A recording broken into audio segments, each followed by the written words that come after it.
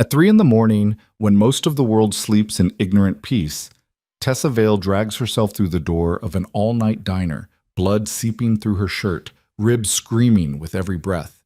The man who did this, her landlord, her predator, walks free while she can barely stand. But tonight, someone is watching. Someone who doesn't forgive. Someone who will make him pay in ways the law never could. This is the story of how a broken waitress became a survivor, and how a ruthless crime boss chose mercy over violence for the first time in his brutal life. If you want to see justice served and lives rebuilt from ashes, stay until the end. Hit that like button and drop a comment telling me what city you're watching from. I want to see how far this story travels. Quote, "The Sterling Diner sat on the edge of Route 9 like a forgotten relic, its neon sign flickering against the darkness of early morning. Inside, the fluorescent lights hummed their familiar tune, casting harsh shadows across red vinyl booths and a counter that had seen better decades. At this hour, the place hosted only insomniacs, truckers, and those with nowhere else to go. Dominic Varela occupied the corner booth, his back to the wall, always to the wall. His coffee had gone cold 20 minutes ago, but he didn't signal for a refill. He never did. The waitress knew better than to approach unless summoned. At 42, Dominic carried himself with the kind of stillness that made people nervous, the kind that suggested violence lived just beneath a carefully maintained surface. His tailored black coat hung on the hook beside him, and even at this ungodly hour, his white shirt remained crisp, his dark hair perfectly combed back. Across from him sat Marcus Reeves, his oldest friend, and the closest thing he had to a conscience, though that wasn't saying much. "The Patterson situation is handled," Marcus said quietly, sliding a manila envelope across the table. "He won't be a problem anymore." Dominic didn't open it. He never needed to verify Marcus's work. And his family? Relocated. New identities? They don't know who funded it. Marcus paused, studying his friend's impassive face. "You're getting soft, Dom." "I'm getting strategic," Dominic corrected, his voice low and measured. "Dead men create martyrs. Disappeared men create questions that eventually stop being asked." Marcus opened his mouth to respond, but the words died in his throat as the diner's door swung open with such force it slammed against the interior wall. The sound shattered the 3 a.m. quiet like a gunshot. Every head in the diner turned toward the entrance, where a young woman stood swaying in the doorway, one hand pressed against the frame for support, the other clutched to her ribs. Her waitress uniform, different from this diner's, Dominic noted automatically, was torn at the shoulder, the white fabric stained dark in places that made his jaw tighten. Her face was a canvas of fresh bruises, one eye swollen nearly shut, her lips split and bleeding. But it was her eyes, the one that could still open fully, that struck him. Not the physical damage, but the look in them. The kind of terror that came from knowing that safety was a lie, that help wouldn't come, that screaming only made it worse. She took one step forward into the light, and her legs gave out. Dominic was moving before she hit the ground, his body reacting with a speed that contradicted his usual calculated stillness. He caught her before her knees cracked against the tile floor, his arms steadying her weight as gently as a man like him could manage. "I've got you," he said, the words foreign in his mouth. He couldn't remember the last time he'd offered comfort instead of threats.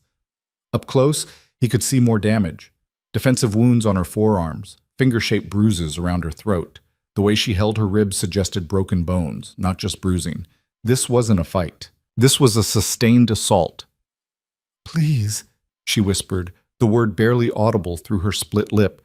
"Please, I need—" "Marcus," Dominic called without looking away from her face. "Call Dr. Reeves, now. Tell him it's urgent and personal." The diner had gone completely silent. The late-night cook stood frozen at the grill, spatula in hand. The 2 truckers at the counter stared openly. Even the jukebox seemed to sense the moment, having finished its song and not started another. "Let's get you sitting down," Dominic said, his voice gentler than anyone in that room had ever heard it. He helped her to his booth, Marcus sliding out quickly to make room. She moved like every inch of her body was screaming, but she didn't cry out. That told him something too. She'd learned that crying out only made things worse.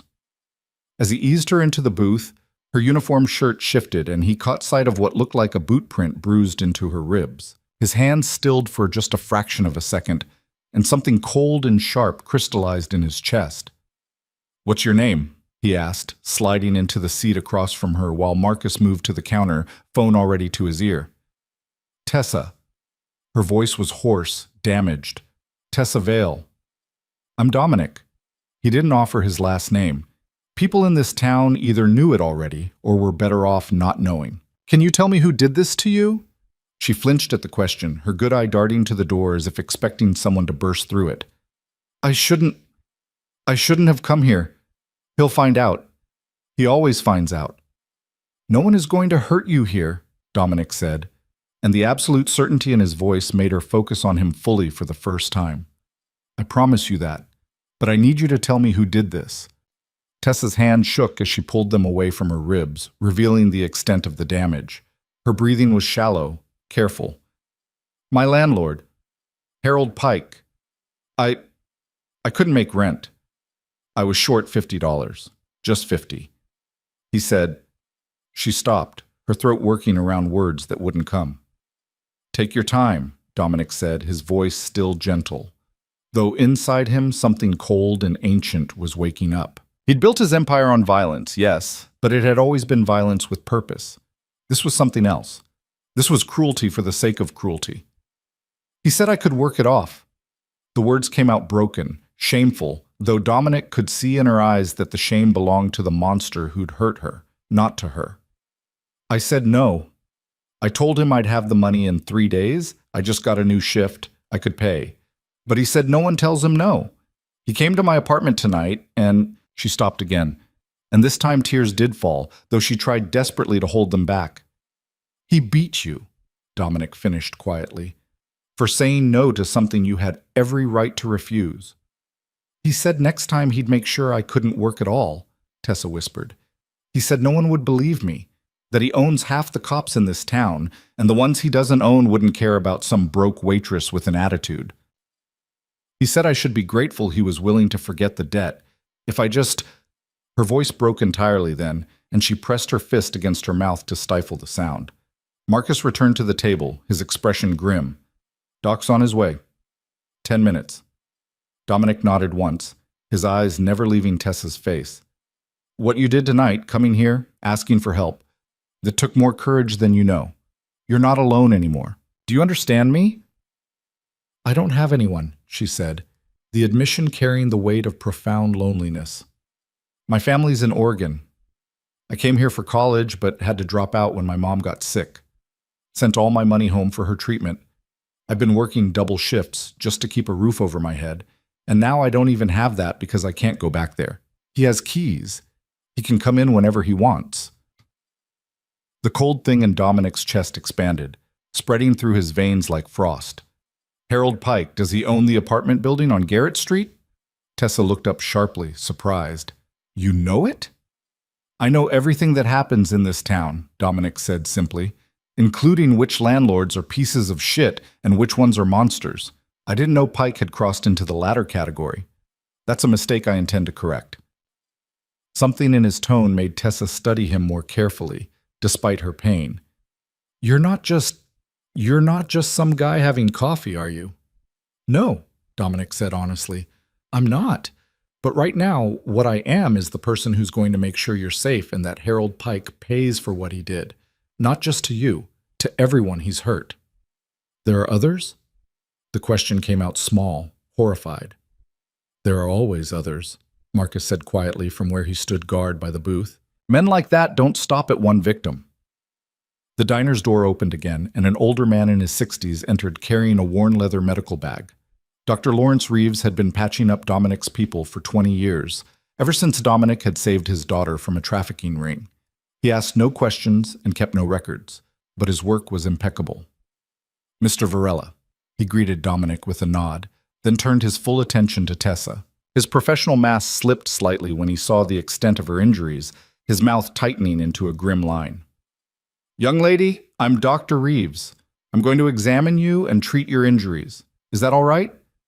Tessa looked to Dominic, seeking permission or reassurance. He wasn't sure which. He gave her the smallest nod. "Okay," she whispered. Dr. Reeves set his bag on the table and pulled out a stethoscope. "I need to look at your ribs." That's where the most serious damage appears to be. Dominic, Marcus, give us some privacy. Dominic stood but didn't move away from the booth. We'll be right over there, he told Tessa, gesturing to a booth across the aisle. You call out if you need anything. As the doctor began his careful examination, Dominic and Marcus settled into the opposite booth, close enough to intervene if needed, far enough to give the illusion of privacy. You're thinking about killing him, Marcus said quietly. It wasn't a question. I'm thinking about worse than killing him, Dominic replied, his voice devoid of emotion. Killing would be mercy. Dom, you don't even know this girl. I don't need to know her to know she didn't deserve this. Dominic watched as Dr. Reeves gently palpated Tessa's ribs, watched her bite down on her lip to keep from crying out.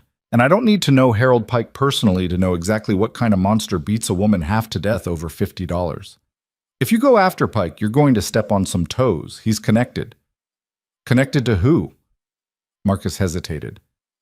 The Byrne family. Dominic's eyes narrowed. The Byrnes ran the South Side, controlled most of the protection rackets and loan sharking in the lower-income neighborhoods. Dominic's territory was the docks, the high-end clubs, the lucrative import-export business that asked no questions. Their paths rarely crossed, and both families preferred it that way. Why would the Byrnes protect a landlord? Not protect, employ. Pike manages properties the Byrnes own through shell companies. He collects rent, handles evictions, keeps the tenants scared and quiet. From what I've heard, he's very good at the last part.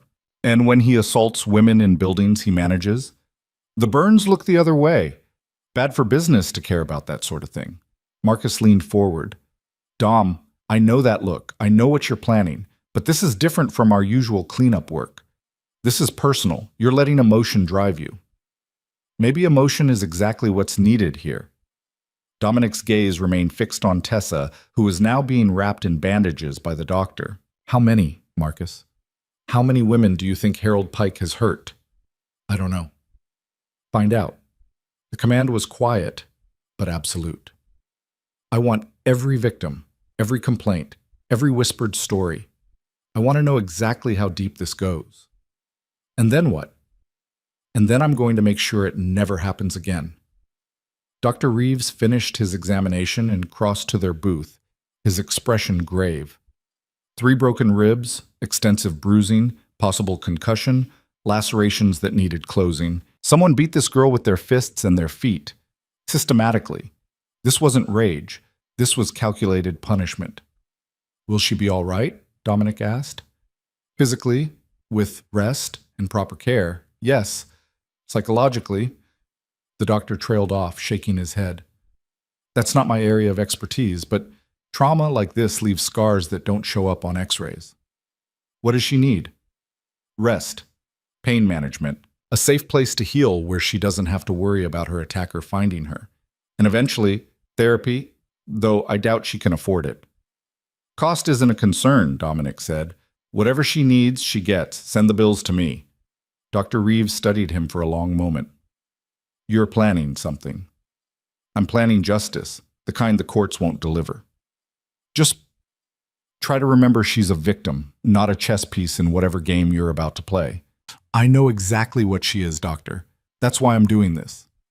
After Dr. Reeves left, Dominic returned to the booth where Tessa sat, wrapped in bandages, clutching a bottle of water.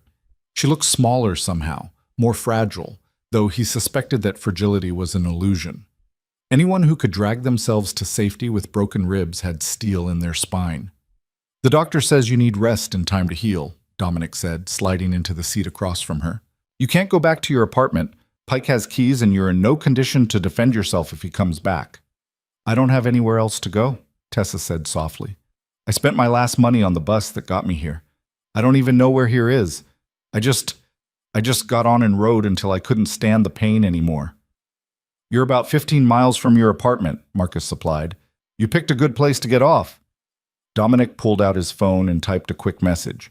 I have a property, a safe house where we keep witnesses and people who need protection. It's secure, fully furnished, and no one knows about it except my most trusted people.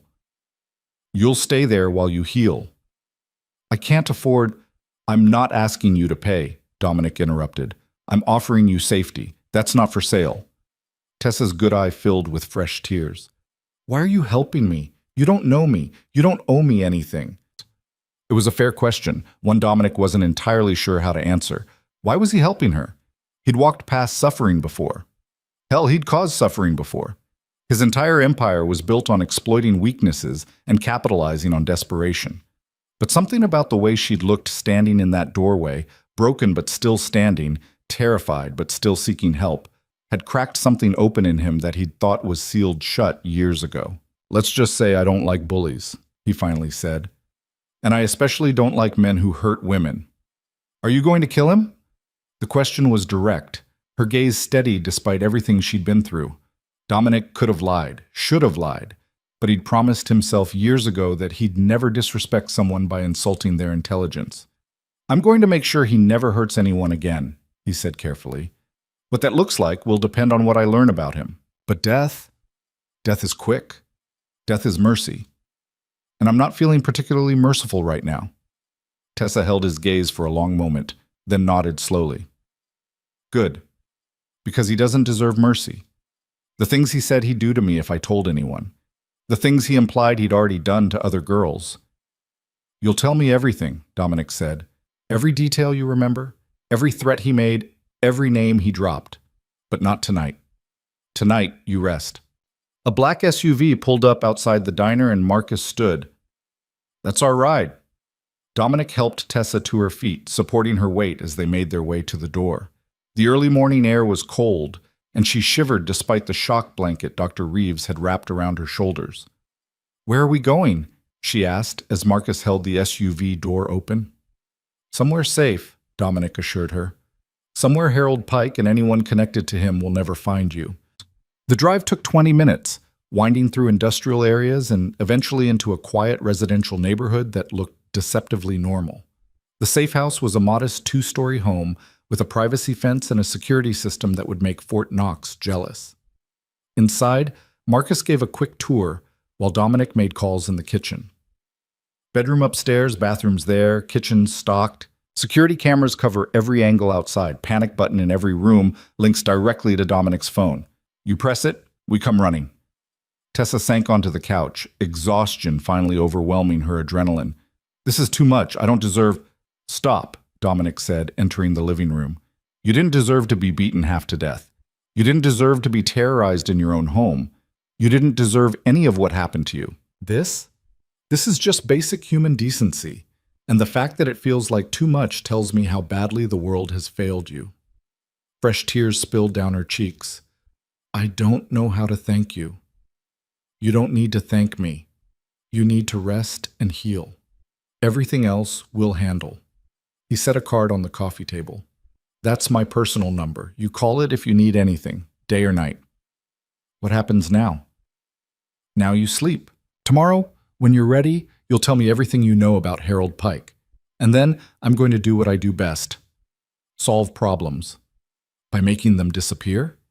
By making sure they never become problems for anyone else again. After they left Tessa at the safe house with one of Dominic's most trusted guards outside, Marcus drove them back toward the city center as dawn began to break over the horizon. You're going to war over a waitress you met 3 hours ago, Marcus observed. I'm going to war over a principal, Dominic corrected. Today it's Tessa. Yesterday it was someone else. Tomorrow it'll be another victim. Pike isn't an isolated incident. He's a symptom of a system that protects predators and abandons victims. That system exists because people like me let it exist. You're not responsible for every piece of human garbage in this city. No, but I'm responsible for the ones operating under protection I could remove. Dominic stared out the window at the waking city. The Burns protect Pike because he makes them money and keeps their tenants scared. I'm going to make it clear that protecting him is more expensive than cutting him loose. And if they refuse, then I'll remind them why people fear the name Varela. Marcus pulled up to Dominic's downtown penthouse, the building that served as both his home and the unofficial headquarters of his operation. For what it's worth, I think you're doing the right thing, even if it's messy, even if it costs us. Dominic stepped out of the vehicle, then paused, looking back at his oldest friend. Find out everything, every property Pike manages, every woman he's targeted, every complaint that got buried. I want the full picture before I make my move. You'll have it by tonight. As Dominic rode the elevator to the penthouse, he caught his reflection in the polished metal doors. He looked tired, older than his 42 years. The life he'd chosen had carved hard lines into his face, had turned his eyes cold and calculating. But tonight, when he'd caught Tessa as she fell, when he'd promised her safety, for just a moment, he'd felt something other than the constant low-grade anger that fueled his existence. He'd felt purpose, real purpose, not just the endless chess game of criminal enterprise. Maybe Marcus was right. Maybe he was getting soft. Or maybe, for the first time in years, he was finally becoming something more than just a well-dressed monster. The penthouse was dark and silent, the way he preferred it. Dominic poured himself a drink he wouldn't finish and stood at the floor-to-ceiling windows, watching the city wake up beneath him. Somewhere out there, Harold Pike was probably sleeping peacefully, confident in his untouchability, secure in the knowledge that the system protected men like him. That confidence would be shattered soon enough. Dominic pulled out his phone and opened a secure messaging app, typing a single message to his information broker. Harold Pike, every detail, every secret, every sin. I want his entire life mapped out by tonight. The response came back within seconds. Already on it. Marcus gave me the heads up. This one's going to be ugly, boss. Good, Dominic typed back. Ugly means evidence. Evidence means leverage. And leverage means I can destroy him without firing a single shot. He set the phone down and returned his gaze to the city. The sun was fully up now, painting the buildings in shades of gold and orange. It looked peaceful, almost beautiful. But Dominic knew better. Beneath that beautiful surface, predators like Harold Pike operated with impunity, protected by corruption and indifference. The Tessa Vales of the world were expected to suffer in silence, to accept that justice was a luxury they couldn't afford. Well, Dominic could afford it, and he was going to pay for it in blood, money, and whatever else it took to make sure Harold Pike's reign of terror ended. Not because he was a good man, he'd never pretended to be that, but because even monsters could draw lines, even devils could have principles, and Harold Pike had crossed both. By noon, Dominic's phone was vibrating with incoming reports. He'd managed 3 hours of restless sleep before the information started flooding in, each message darker than the last. He sat at his desk, reading through the files Marcus and his information broker had compiled, and with each page, the cold thing in his chest grew colder. Harold Pike wasn't just a predator, he was a system. The first file contained property records. Pike didn't own the buildings he managed. Those belonged to shell corporations traced back to the Buren family. But he had complete operational control. 17 apartment buildings scattered across the poorest neighborhoods in the city. Over 300 units, rent collected in cash, repairs perpetually delayed, complaints systematically ignored. The second file was worse. Jesus Christ, Dominic muttered, scanning through incident reports that had been mysteriously closed, witness statements that had disappeared, complaints to the police that had resulted in nothing but victim intimidation. The pattern was unmistakable. Harold Pike had been doing this for years, and every time someone tried to stop him, the system protected him. His phone rang. Marcus. "Tell me you're reading these files," Marcus said without preamble. "I'm reading them. How many women?" "That we can confirm?" 11. "That we suspect? Probably triple that. Most won't talk. They're too scared, too broke, or they've already left town trying to escape." Dominic closed his eyes, pressing his thumb and forefinger against the bridge of his nose. 11 confirmed victims, and nobody stopped him. The ones who went to the police got nowhere. 2 filed formal reports. Both were visited by officers who strongly suggested they reconsider their accusations. One of those women moved to another state 3 days later. The other one, Marcus paused. She ended up in the hospital 2 weeks after filing, fell down the stairs according to the report. Except her building doesn't have stairs. Names. I want the names of every cop who buried this. Already compiled. Sending the list now. But Dom, this goes higher than beat cops. Pike has a detective on his payroll, Vincent Caruso. Works in property crimes, conveniently positioned to make sure any complaints about Pike get lost in the system. Dominic's jaw tightened. Caruso. He knew that name. The detective had approached him years ago, looking to supplement his income by providing information about police movements. Dominic had declined the offer, Dirty cops were useful, but ones willing to sell information to the highest bidder were liabilities. Now he knew what Caruso had been doing with his flexible morality. What about the Burns? Do they know what Pike's been doing? They know, Marcus confirmed, his voice grim. I talked to Jimmy Chen. He does bookkeeping for one of their front companies. He says Thomas Byrne got a complaint about Pike 2 years ago. Some tenant advocate group tried to organize, wanted to report him for harassment and unsafe living conditions. Thomas's response was to have Pike evict every person who signed the complaint letter. 32 families out on the street in the middle of winter. And nobody did anything? Who is going to? These are people living paycheck to paycheck. They don't have lawyers. They don't have resources. They barely have hope. Marcus was quiet for a moment. Pike targets women specifically, single mothers, immigrants, anyone without family or support systems. He waits until they're behind on rent, then offers them his solution.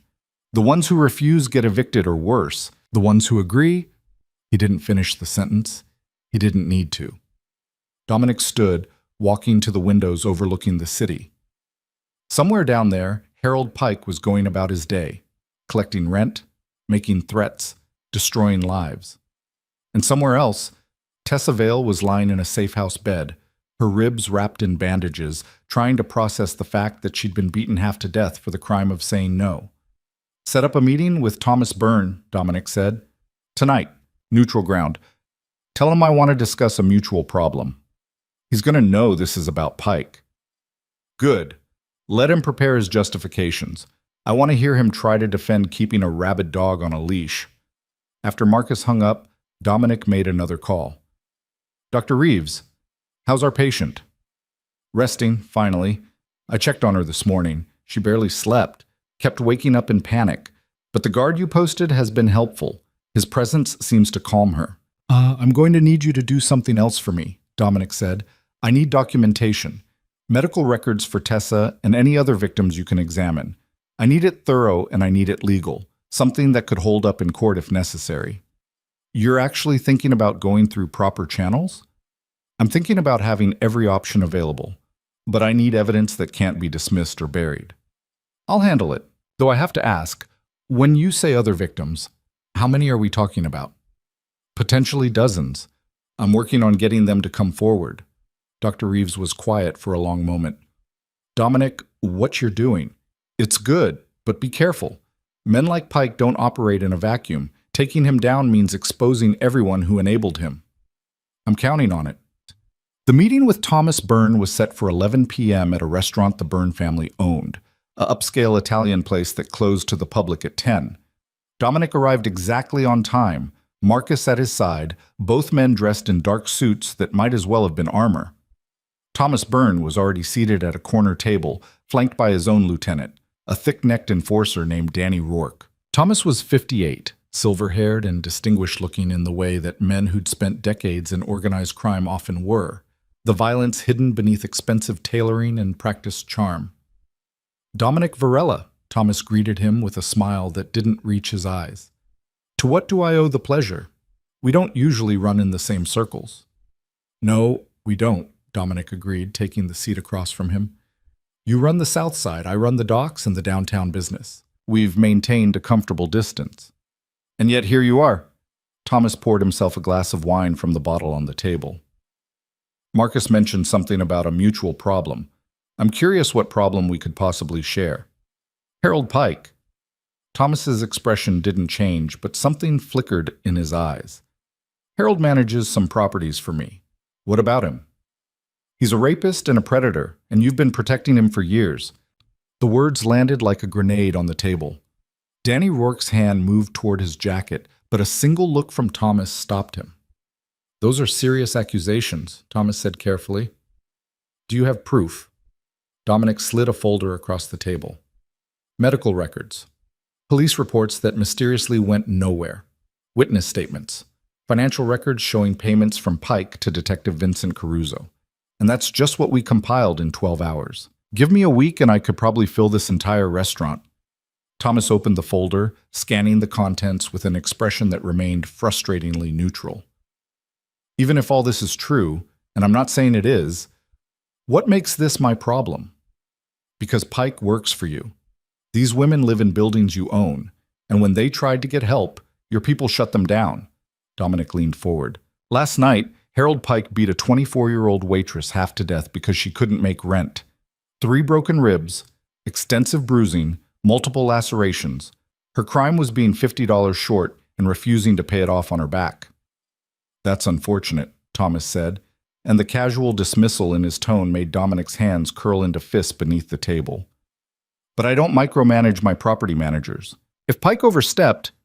Overstepped? Marcus interrupted, his voice sharp. He's been overstepping for years. You got a complaint 2 years ago, and your response was to evict 32 families in the middle of winter. Thomas closed the folder, his pleasant expression finally slipping into something harder. Let me be clear about something, Dominic. I run a business. Pike keeps my properties occupied and my rent collected. What he does to make that happen is his business, not mine. Well, it became your business the moment you started protecting him from consequences. I haven't protected anyone. If these women had legitimate complaints, they should have gone to the police. They did, Dominic said coldly, and your pet detective buried every single one. Caruso's on your payroll, Thomas. Don't insult my intelligence by pretending otherwise. The 2 men stared at each other across the table, the air thick with unspoken threats. Finally, Thomas sat back, swirling his wine. Let's say hypothetically that everything in this folder is true.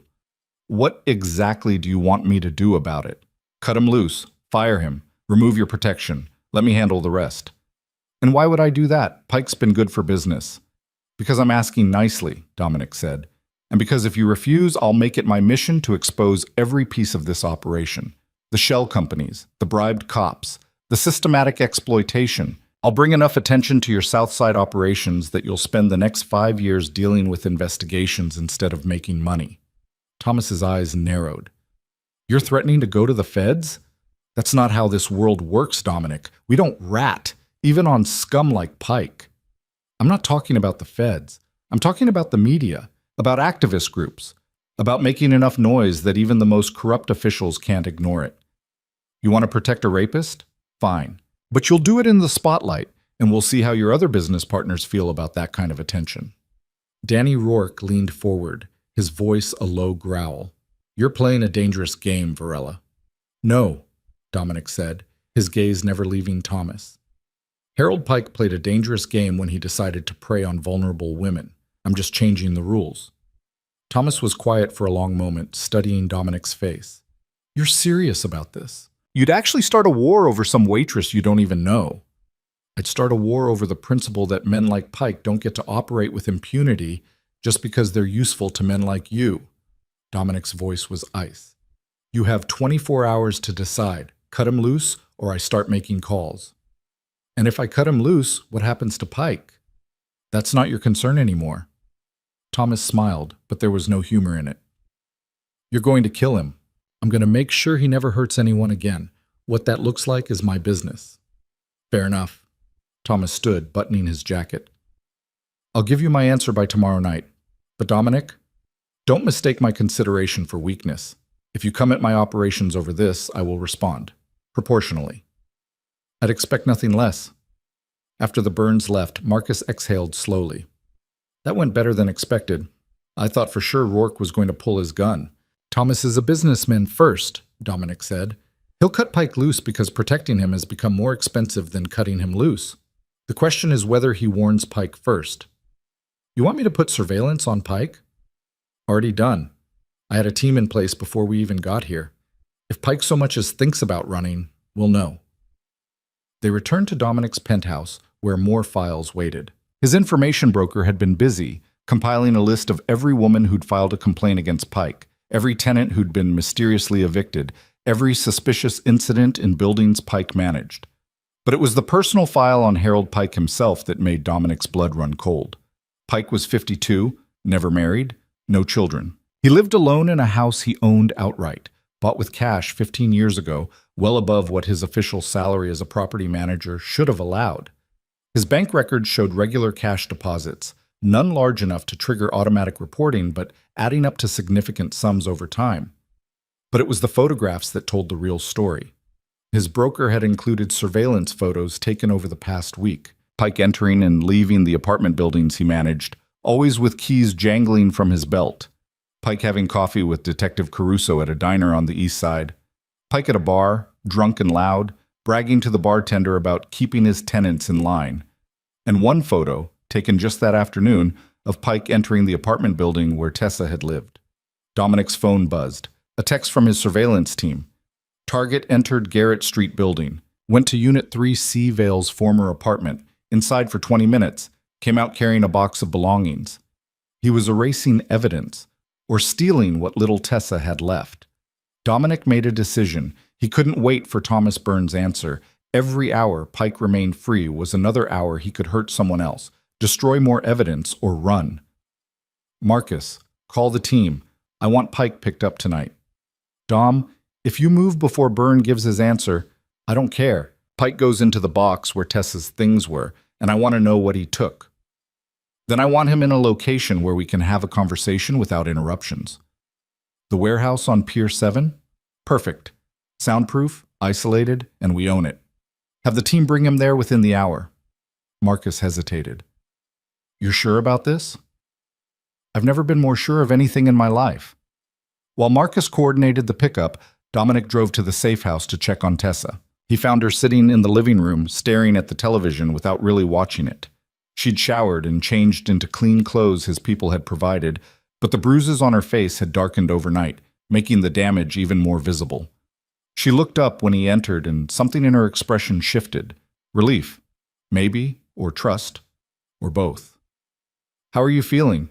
He asked, taking the chair across from her. Like I got hit by a truck, she said, attempting a smile that turned into a wince. The doctor came by this morning. He said, I'm healing as well as can be expected. That's good. I wanted to update you on what's happening. Dominic leaned forward, elbows on his knees. I met with the people who've been protecting Harold Pike. I made it clear that protection is ending. Tessa's breath caught. What did they say? They're considering it, but I'm not waiting for their answer. Tonight we're bringing Pike in. I need to ask him some questions. Questions about what he did to me? About what he did to you and what he's done to others. Tessa, I need you to understand something. You're not his only victim. Based on what we've uncovered, there are at least 11 other women he's assaulted or coerced, probably more who were too scared to even try reporting it. The color drained from her face. 11? Oh my God. I'm going to find them. I'm going to document what he did. And I'm going to make sure every single one of them gets justice. He paused. But I need your help. When you're ready, and only when you're ready, I need you to tell me everything, every detail, no matter how small, every threat he made, every name he mentioned, everything you saw or heard. Tessa wrapped her arms around herself, careful of her ribs. He said things. While he was hurting me, he said I wasn't special. That girls like me think they're too good to do what's necessary, but he'd taught plenty of them otherwise. He said he had friends who made sure ungrateful bitches learned their place. Did he mention any names? Just one. He said Detective Caruso told him I'd been asking around about tenant rights, talking to some legal aid office. He said that's how he knew I was going to be a problem. She looked up at Dominic, her eyes haunted. He knew I was trying to find help before I even asked him for more time on the rent. It was like he was waiting for an excuse. Dominic's hands clenched into fists. Caruso hadn't just buried complaints. He'd been actively feeding information to Pike, helping him identify and target women who might fight back. You're safe here, he told Tessa. Pike can't get to you, and neither can anyone working with him. I promise you that. Why are you doing this? She asked again, the question she'd asked in the diner. You could just, I don't know, give me some money and forget about me. Why go to all this trouble? Dominic considered the question. The easy answer was that he had resources and power, and using them to stop a predator was simply the right thing to do. But the real answer was more complicated. Because I've spent 20 years building an empire on violence and fear, he said quietly. I've done things I'm not proud of, hurt people who probably deserved it, and some who didn't, and I can't undo any of that. But maybe I can make sure that in this city, in my city, women like you don't have to choose between safety and survival. Maybe that doesn't balance the scales, but it's a start. Tessa studied his face for a long moment. You're not what I expected when I saw you in that diner. What did you expect? Someone who'd look at me like I was pathetic. Someone who'd call the cops and forget about me before they even showed up. Someone who'd make me feel like what happened was somehow my fault. She shook her head slowly. Instead, you looked at me like I mattered, like I deserved help. I don't think anyone's looked at me like that in a long time. Before Dominic could respond, his phone buzzed. A text from Marcus. Package secured, en route to Pier 7. They had Harold Pike. Dominic stood. I need to go handle something, but I want you to think about the other women Pike mentioned. If you remember anything else, any detail, any comment he made, write it down. It might help us find them. What are you going to do to him? Tessa asked. Dominic looked at her, this broken young woman who'd found the courage to seek help even when help seemed impossible, and he made her a promise. I'm going to make sure he never hurts anyone again. That's all you need to know.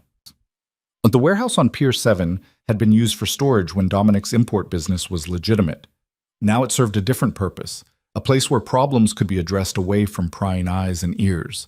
The building was old brick and corrugated metal, isolated at the end of a long pier where the only sounds were water lapping against pilings and the distant call of seagulls.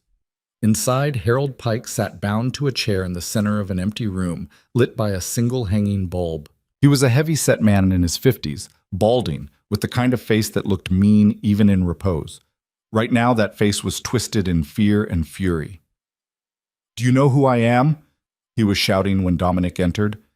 Do you know who protects me? You're making a huge fucking mistake. Dominic crossed the room slowly, his footsteps echoing on the concrete floor. Pike's eyes went wide as he recognized him. You, Pike breathed. You're Varela, the guy from the diner. Jesus Christ, you can't just kidnap people. I got rights. Rights, Dominic repeated, pulling up a chair and sitting down facing Pike. That's an interesting word coming from you, Harold. Tell me, did the women you assaulted have rights? Did they get due process before you beat them? Did they get a fair hearing before you threatened to have them arrested or evicted? Pike's jaw worked, his face reddening. I don't know what you're talking about. Yes, you do. Dominic's voice was calm, almost gentle. You know exactly what I'm talking about. Tessa Vale, ring any bells? That bitch came to you? She's a liar. The slap came so fast, Pike didn't see it coming. Dominic's hand cracked across his face, hard enough to snap his head to the side, hard enough to draw blood from his lip. Let's establish some ground rules, Dominic said, his voice still eerily calm. Rule 1, you don't call her a bitch. You don't call any of them bitches or liars or anything except what they are. You're victims. Rule 2, you're going to tell me the truth, all of it. Every woman you hurt, every threat you made, every cop you paid off. And Rule 3, if you lie to me, things get significantly worse for you. Do you understand these rules, Harold? Pike spat blood onto the floor. Fuck you. I want a lawyer. This isn't a police station. I'm not a cop. You don't get a lawyer here. What you get is a choice. Dominic leaned forward. You can tell me everything willingly, or I can make you tell me. One way is relatively painless. The other, he let the sentence hang. You can't do this, Pike said, but his voice wavered. Thomas Byrne won't let you. I work for him. I'm protected. Funny thing about that, Dominic said. I met with Thomas earlier tonight, asked him to cut you loose. Want to know what he said? Pike's face went pale. He wouldn't. I make him too much money. You made him money, past tense. But you also made him a liability. See, protecting you means protecting a documented serial rapist. That's bad for business. Dominic pulled out his phone and showed Pike the folder of evidence. Medical records, police reports, witness statements, financial records showing you paying off Caruso. I have everything, Harold. The only question is whether you cooperate and maybe walk away from this with your life, or whether you make this difficult and end up as fish food in the harbor. Pike stared at the evidence, his face crumbling as he realized the truth. He was alone. The protection he'd counted on was gone. The system that had enabled him had abandoned him. What do you want? He whispered. I want names. Every woman you assaulted or coerced, every location, every detail. Dominic set a recorder on the floor between them. And I want you to confess. All of it, on record. And if I do this, you'll let me go? I'll let you live. Whether you're free or in a cell is up to you. But Harold, the alternative to cooperation is that I let Marcus here have some time alone with you. And Marcus lost his sister to a man like you. He's been very patient, but his patience has limits. Marcus stepped forward from the shadows, and Pike flinched at the cold fury in his eyes. Okay, Pike said, his voice breaking. Okay, I'll talk. Just don't hurt me. Then start talking. And Harold, start with Tessa Vale. I want to hear you say what you did to her, and I want to hear you admit it was wrong. What followed was 3 hours of confession that turned Dominic's stomach. Pike talked, at first reluctantly, then with increasing desperation, as he realized confession was his only path to survival. He named women, described assaults, admitted to systematic coercion and violence. He detailed his arrangement with Detective Caruso, how he'd pay the cop to warn him about complaints and to intimidate witnesses. He confirmed everything Dominic had suspected and revealed horrors he hadn't. By the time Pike finished, Dominic had a complete picture of a predator who'd operated freely for over a decade, destroying lives with impunity because the system protected him and his victims had nowhere to turn. That's everything, Pike said finally, slumping in the chair. That's all of it. Can I go now? Dominic stood, picking up the recorder. No, now comes the restitution. What? You own a house. You have bank accounts. You have assets. You're going to sign all of it over. The house gets sold. The money gets divided among your victims. Every cent you have goes to helping them rebuild what you destroyed. That's everything I have. You can't just take everything. I can and I will. Marcus, bring in the papers. Marcus produced a stack of legal documents, transfers of property, access to bank accounts, a comprehensive confession that would hold up in any court. Sign them, Dominic ordered. And if I refuse? Then I release this recording to every news outlet in the city, along with all the evidence we've compiled. You'll be arrested, tried, and convicted. And in prison, Harold, men like you don't last long, especially when it's known what you did. Dominic leaned down until they were eye to eye. Sign the papers and disappear, or refuse and spend whatever's left of your miserable life being exactly what you turned those women into, powerless, terrified, and broken. Your choice. Pike's hand shook as he reached for the pen. One by one, he signed the documents, tears streaming down his face as he signed away everything he'd built on the suffering of others. When it was done, Dominic had Marcus remove Pike's restraints. You have 24 hours to leave this city. If I see you, if I hear about you, if you so much as breathe in the direction of anyone who lives here, this recording goes public, and you go in the harbor. Are we clear? Where am I supposed to go? I don't have anything now. That's the point, Dominic said coldly. Now you know how it feels to have nothing, how it feels to be powerless. Maybe you'll learn something from it, though I doubt it. You're a predator, Harold. Predators don't change. But you won't be preying on anyone in my city ever again.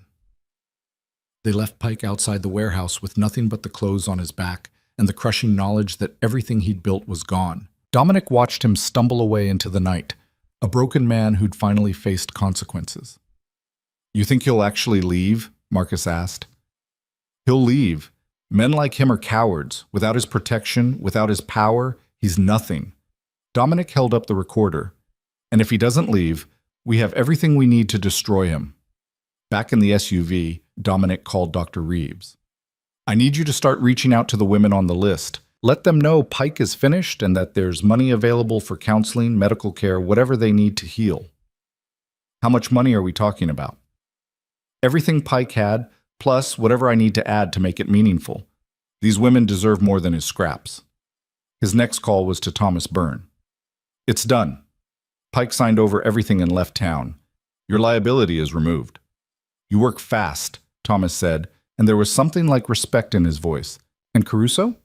Is your problem to handle, but if he's smart, he'll retire quietly before I decide to make him my problem too. Consider it handled. Dominic? This doesn't change anything between our organizations. We're still competitors. I wouldn't expect otherwise. But Thomas?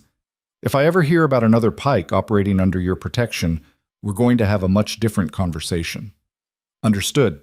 For what it's worth, I'm not sorry to see him gone. He was useful, but he was also a monster.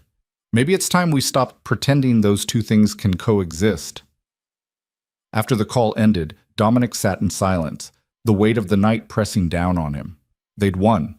Pike was gone. His assets were being redistributed to his victims, and the system that protected him had been exposed and dismantled. But winning didn't feel the way he'd expected. It didn't feel triumphant or satisfying. It felt heavy, sad, like a tragedy that should never have happened in the first place. "You did a good thing tonight," Marcus said quietly. "I did the minimum thing. The thing that should have been done years ago by people whose actual job it was to protect those women." Dominic rubbed his eyes, suddenly exhausted. How many other Pikes are out there, Marcus? How many other predators operating with protection we don't even know about? We can't save everyone, Dom. No, but we can save the ones we find. And maybe if we make enough noise, if we make it clear that predators won't be tolerated anymore, maybe the next Tessa Vale won't have to drag herself into a diner at 3 a.m. hoping someone gives a damn. They drove back to the safe house so Dominic could update Tessa. He found her awake, pacing carefully despite her injuries, too anxious to sleep. "It's over," he told her. Pike confessed to everything. He signed over his house and his assets to be distributed among his victims. And he's left the city. He won't be coming back. Tessa sank onto the couch, her hand pressed to her mouth. "It's really over? It's really over. You're safe. And more than that, you're going to be compensated. The money from Pike's assets, split among all his victims, should be enough to help you get back on your feet. Maybe go back to school if that's what you want." "I can't believe this," she whispered. "Yesterday I thought my life was over. I thought I'd always be running, always be scared, and now you get to decide what comes next, on your terms, without fear." She looked up at him, tears streaming down her face, but for the first time since he'd met her, they weren't tears of pain or terror. They were tears of relief, of release, of a burden finally lifted. "Thank you," she said. "I know I keep saying it, but thank you. You gave me my life back." "You gave yourself your life back," Dominic corrected gently. "You're the one who walked into that diner asking for help. You're the one who survived. You're the one who's going to heal and move forward. I just removed the obstacle." As he drove away from the safe house, Dominic felt something shift inside him.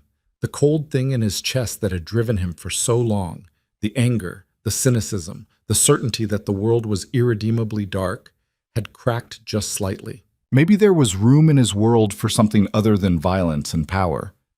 Maybe he could be more than just a well-dressed monster. Maybe, for the first time in 20 years, he could be someone who protected instead of destroyed. It was a strange feeling, uncomfortable, unfamiliar, but not entirely unwelcome. The discovery came 3 days later, buried in the financial records Marcus had been methodically combing through. He called Dominic at 7 a.m, his voice tight with barely controlled rage. "We missed something big." Dominic was already awake, had been for hours, unable to shake the feeling that Pike's confession had been too easy, too complete. Men like that always held something back, always had one more secret buried beneath the ones they revealed. "Tell me," he said, setting down his coffee. "Pike's bank records show regular payments to a shell company called Meridian Property Holdings. I traced it back. It's owned by Vincent Caruso and 2 other cops. But that's not the worst part. Meridian owns 4 apartment buildings that Pike managed, buildings we thought belonged to the Byrne family." Dominic's hand tightened on the phone. Caruso owned the buildings? Partial ownership, but yes. Which means he wasn't just taking bribes to bury complaints, he was directly profiting from Pike's operation. Every time Pike coerced a woman into paying rent in other ways, Caruso was getting his cut. Marcus paused. "Dom, if Caruso was this deep in it, he's not going to just walk away. Pike leaving town makes him vulnerable. He's going to try to cover his tracks." "How would he do that?" "By eliminating anyone who could connect him to Pike's crimes. And right now, the person who can hurt him most is Tessa," Dominic finished, already moving toward the door. "Get to the safe house, now. I'm 10 minutes out." He made it in 7, driving through morning traffic with a recklessness that would have gotten anyone else pulled over. His mind raced through worst-case scenarios, each darker than the last. Caruso was a 20-year veteran of the police force with access to databases, resources, and the kind of institutional knowledge that made him dangerous. If he'd decided Tessa was a threat, he'd know how to find her. The safe house looked normal as Dominic pulled up, quiet, undisturbed, the guard's car still in the driveway. But something felt wrong. The guard should have been visible through the front window, should have acknowledged Dominic's arrival. Dominic drew his gun and approached carefully. The front door was closed but unlocked. Inside, the house was too quiet, the kind of quiet that came after violence rather than peace. He found the guard in the kitchen, slumped against the wall with a bullet hole in his chest. Dead, but still warm. This had happened minutes ago, maybe less. "Tessa," Dominic called out, moving through the house with his weapon raised.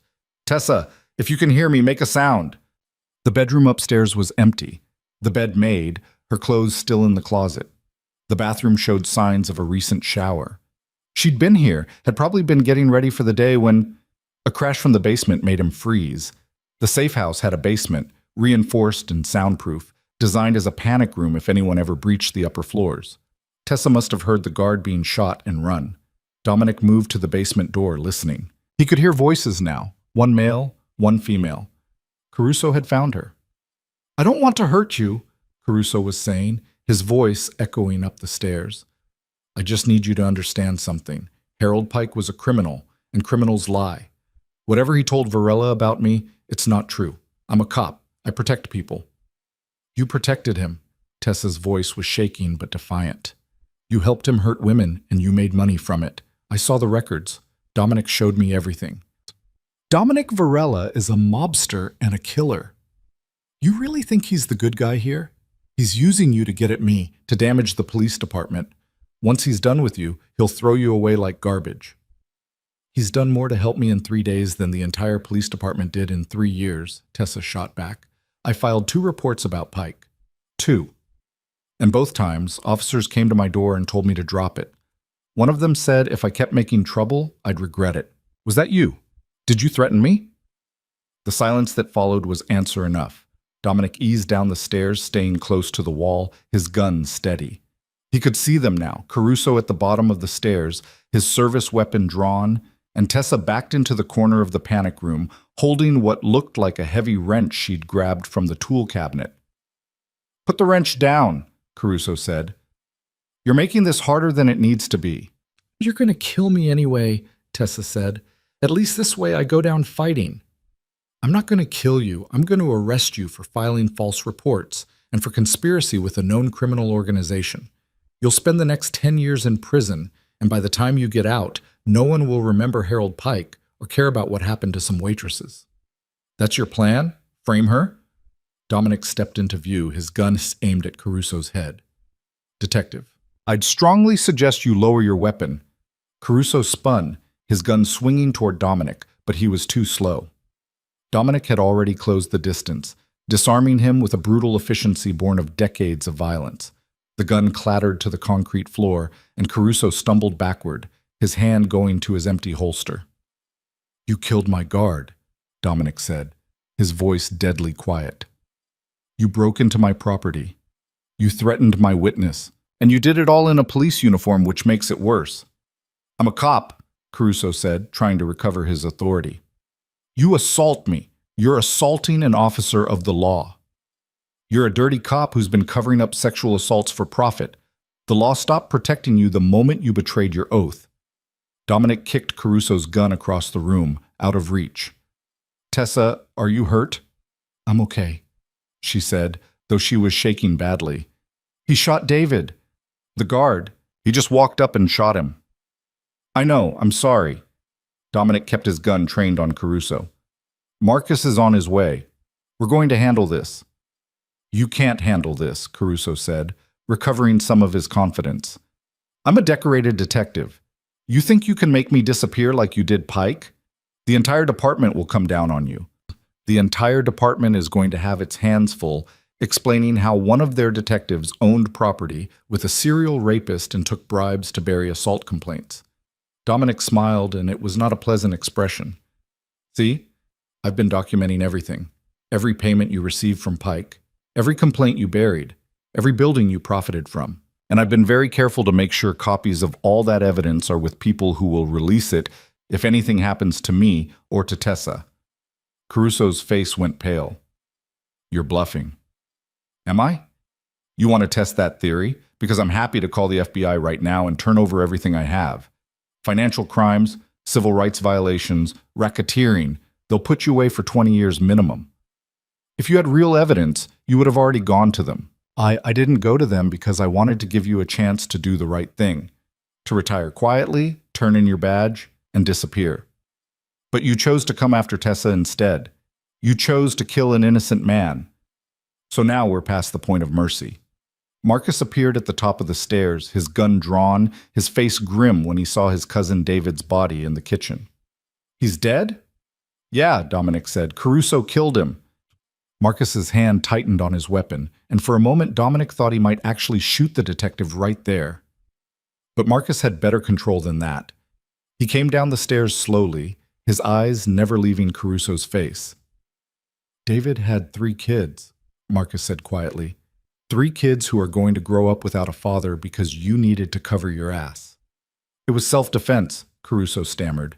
He reached for his weapon. David's weapon is still holstered, Dominic observed. I checked. So that's another lie to add to your list.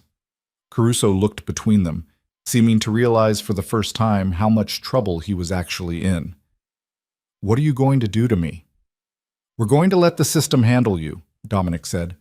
The real system, not the corrupt one you've been hiding behind.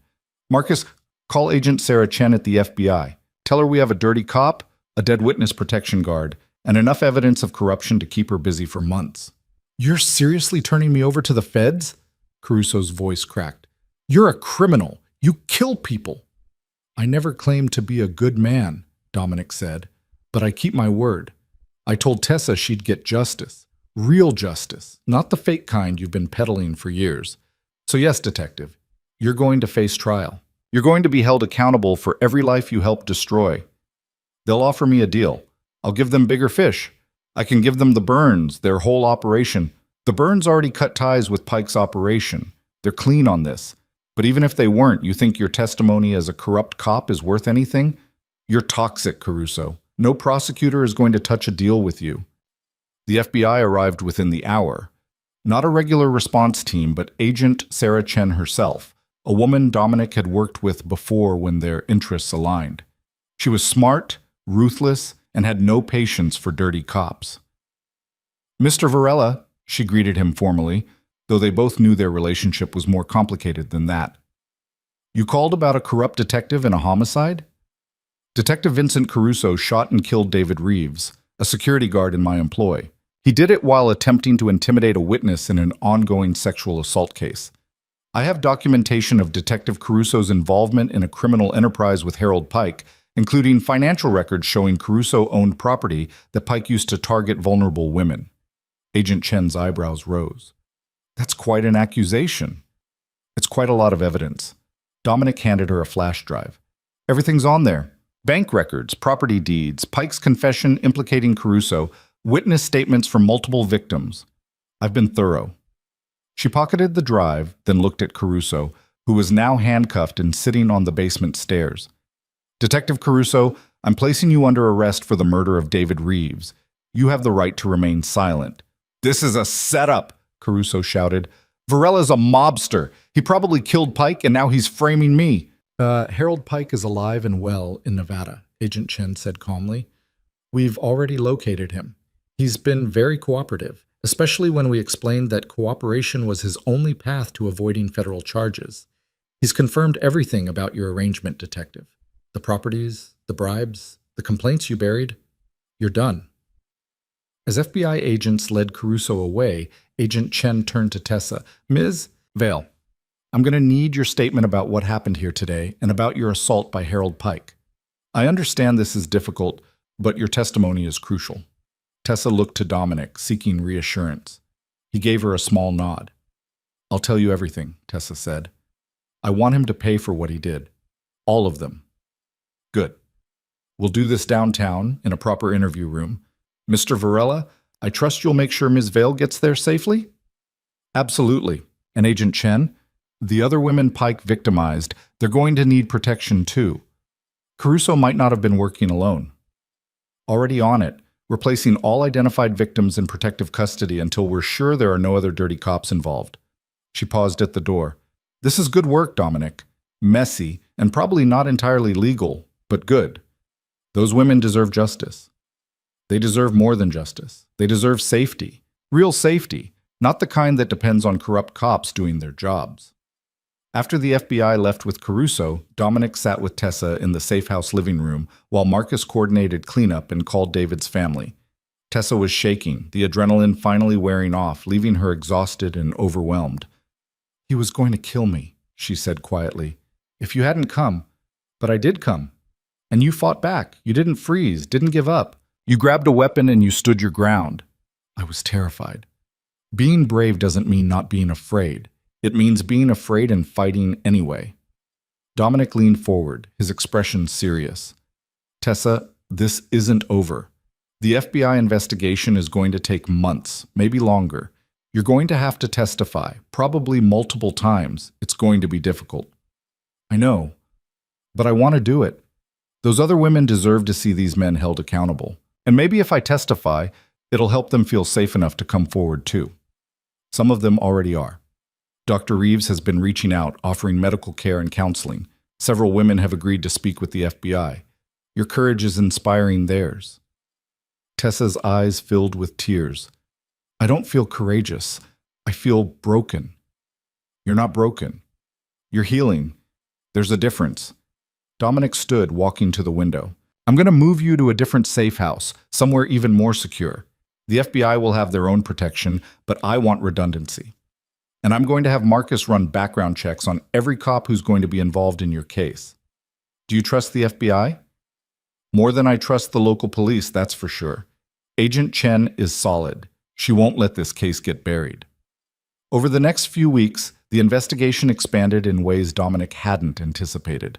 The FBI's digging into Caruso's finances revealed connections to other corrupt cops, to property schemes in multiple cities, to a network of exploitation that stretched far beyond Harold Pike's personal crimes. The local news picked up the story, running headlines about police corruption and systemic failure to protect assault victims. Community activists organized protests outside the police station, demanding reform and accountability. The mayor promised investigations. The police chief resigned in disgrace. And through it all, Tessa healed. Her ribs mended, the bruises faded. She started physical therapy to rebuild her strength, started counseling to process her trauma. Dominic made sure she had the best care money could buy, and he visited regularly, checking on her progress. "You don't have to keep doing this," she told him one afternoon as they sat in the garden of her new safe house. "You've already done so much." "I'll decide when I've done enough," Dominic replied. "How's the therapy going?" "Hard, really hard. Talking about what happened, facing all the fear and shame, it's the hardest thing I've ever done. But it's helping. I can sleep through the night now without nightmares. I can think about the future without panic." "What does your future look like?" Tessa considered the question. "I want to go back to school, finish my degree, maybe study law or social work, something where I can help people who've been through what I went through. And I want to use the money from Pike's restitution to start fresh somewhere. Not running away, just starting over in a place that doesn't remind me of him." "That sounds like a good plan." "What about you?" she asked. "What does your future look like?" It was a question Dominic had been asking himself more and more lately. His empire still demanded attention, shipments to coordinate, territories to maintain, rivals to manage. But increasingly, that world felt hollow, meaningless compared to the work he'd done helping Tessa and the other victims. "I don't know," he admitted. "For 20 years, my future has looked exactly like my past. More of the same. But lately, I've been wondering if there might be something else. Something better. You could do a lot of good with your resources and connections. You've already proven that. Or I could do a lot of harm. The difference is thinner than you might think." Before Tessa could respond, Dominic's phone rang. Marcus, his voice urgent. "We've got a problem. Thomas Byrne wants to meet. Says it's about a mutual threat." Dominic's jaw tightened. He'd hoped his business with the Byrne family was finished, but apparently not. "When?" "Tonight. Same restaurant as before. He says it's urgent." After making sure Tessa was secure, Dominic met Thomas Byrne at the Italian restaurant once again. This time, Thomas looked worried rather than merely cautious, his usual polished demeanor cracking around the edges. "Thank you for coming," Thomas said as Dominic sat down. "I need your help." Those 4 words, coming from Thomas Byrne, were remarkable. The two families had maintained their careful distance for years, neither asking favors nor offering assistance. This request meant something had gone seriously wrong. "I'm listening," Dominic said. Pike's confession to the FBI didn't just implicate Caruso. It implicated other people, people I do business with, people who are now very nervous about what else might come out. Some of them want to tie up loose ends. By loose ends, you mean witnesses. Specifically, they mean Tessa Vale. Word on the street is there's a contract out on her. $50,000 to whoever eliminates the problem before she can testify. Dominic's hand clenched into a fist on the table. Who put out the contract? I don't know. Could be one of Caruso's friends on the force trying to protect themselves. Could be someone from Pike's network we haven't identified yet. Could be any number of people who have reasons to want this case to go away. Thomas leaned forward. I'm telling you this because cutting Pike loose was the right call, even if it's causing me headaches now. But I draw the line at murdering witnesses. That's a line we don't cross. Some people already crossed it when they killed my guard. Which is why I'm here. You need more protection on that girl, and you need to find out who put out the contract before they find someone desperate or stupid enough to take it. Dominic stood. Thank you for the warning. I'll handle it. Dominic, Thomas called as he reached the door. The people we deal with, the world we operate in, it's built on violence. But there are rules. Lines that keep us from being complete monsters. Going after that girl after what she's already been through?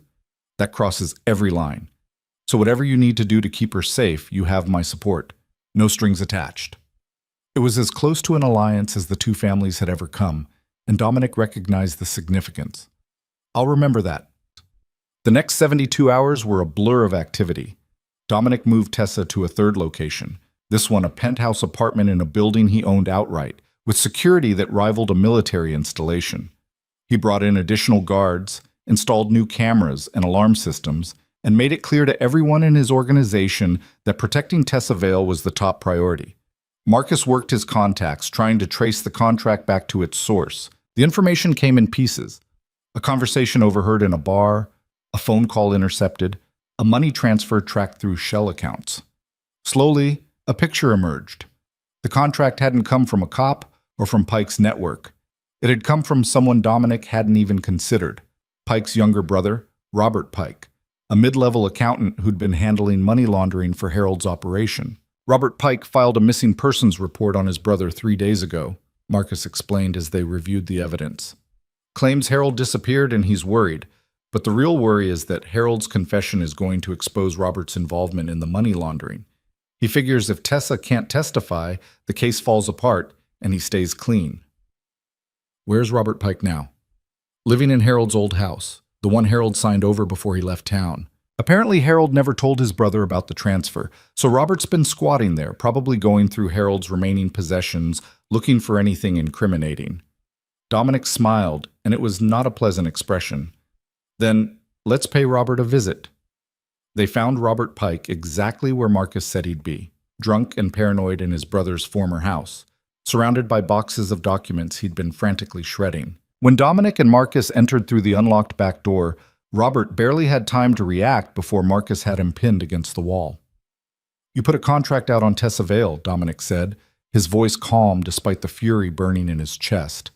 That was a mistake. I don't know what you're talking about, Robert stammered.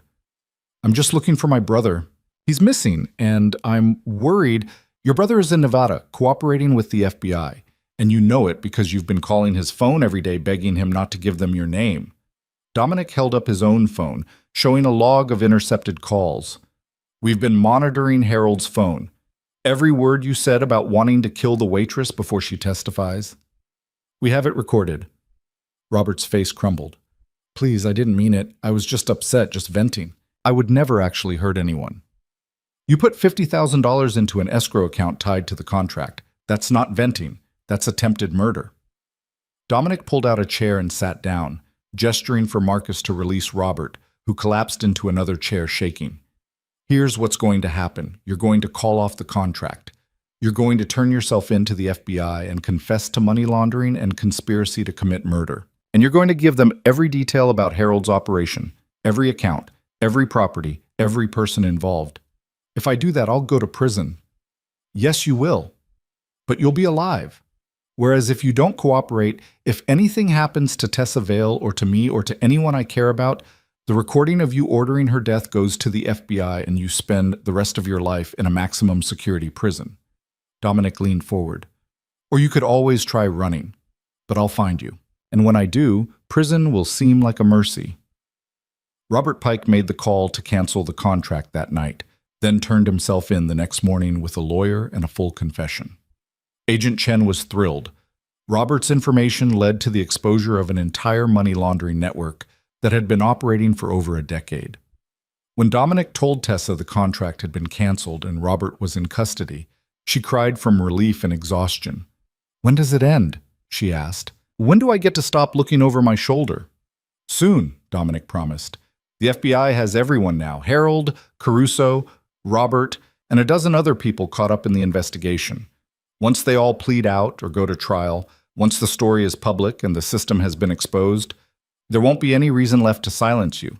You'll be able to testify safely and then move on with your life." "Will you still be part of that life?" The question was quiet, almost shy. "After all this is over, will I still see you?" Dominic hadn't expected the question, hadn't prepared an answer. The truth was, he'd been thinking about that too.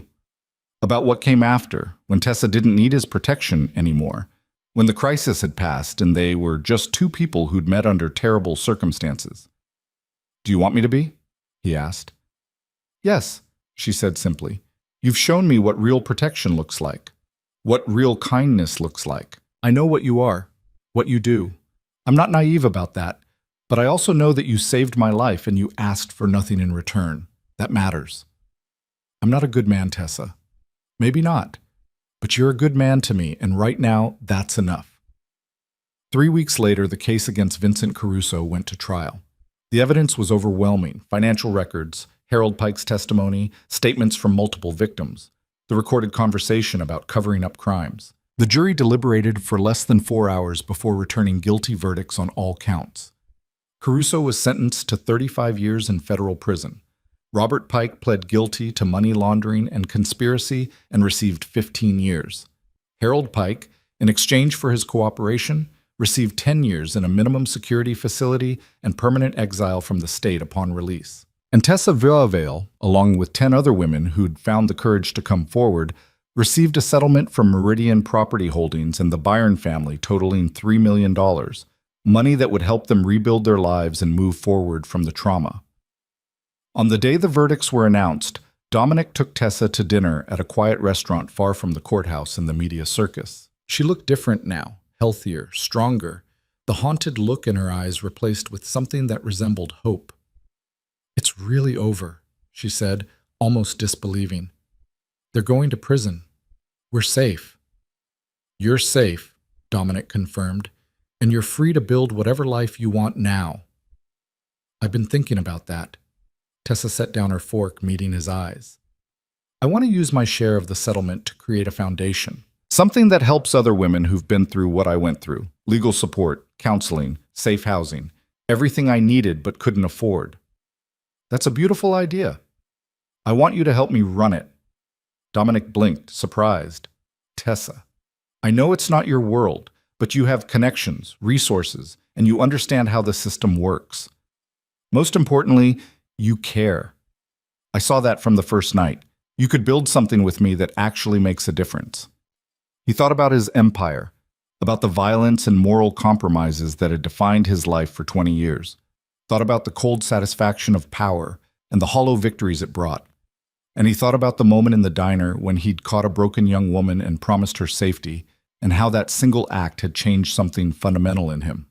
"I'll help you," he said, "however you need me." Tessa smiled, genuinely smiled, and in that moment Dominic saw the woman she was becoming, not a victim, not broken, but a survivor ready to build something meaningful from the ashes of her suffering. Outside, the city continued its endless rhythm, indifferent to their story. But somewhere in that city, there were other women like Tessa, trapped in situations they couldn't escape, waiting for someone to care enough to help. And now perhaps someone would. The foundation took shape faster than Dominic had anticipated. Within 2 months of the verdicts, Tessa had secured nonprofit status, leased office space in a renovated building downtown, and begun reaching out to the other women from Pike's case. She worked with a determination that bordered on obsession, as if building something good from her suffering was the only way to make sense of what had happened. Dominic watched her transform from survivor to advocate with something close to awe. She'd hired a small staff, a legal coordinator, a counselor, and an administrative assistant, and together they'd created a support system that addressed every gap Tessa had encountered when she'd needed help. Free legal representation for housing disputes and assault cases, emergency grants for women fleeing dangerous living situations, partnerships with therapists who specialized in trauma, a hotline that actually answered. They'd named it the Veil Foundation, and its mission was simple: ensure that no woman had to stumble into a diner at 3 a.m. hoping someone would care. "We've got our first outside case," Tessa announced one morning, entering Dominic's office at the foundation with a file folder. He'd taken a position as security director, a role that let him leverage his connections while maintaining distance from his other business.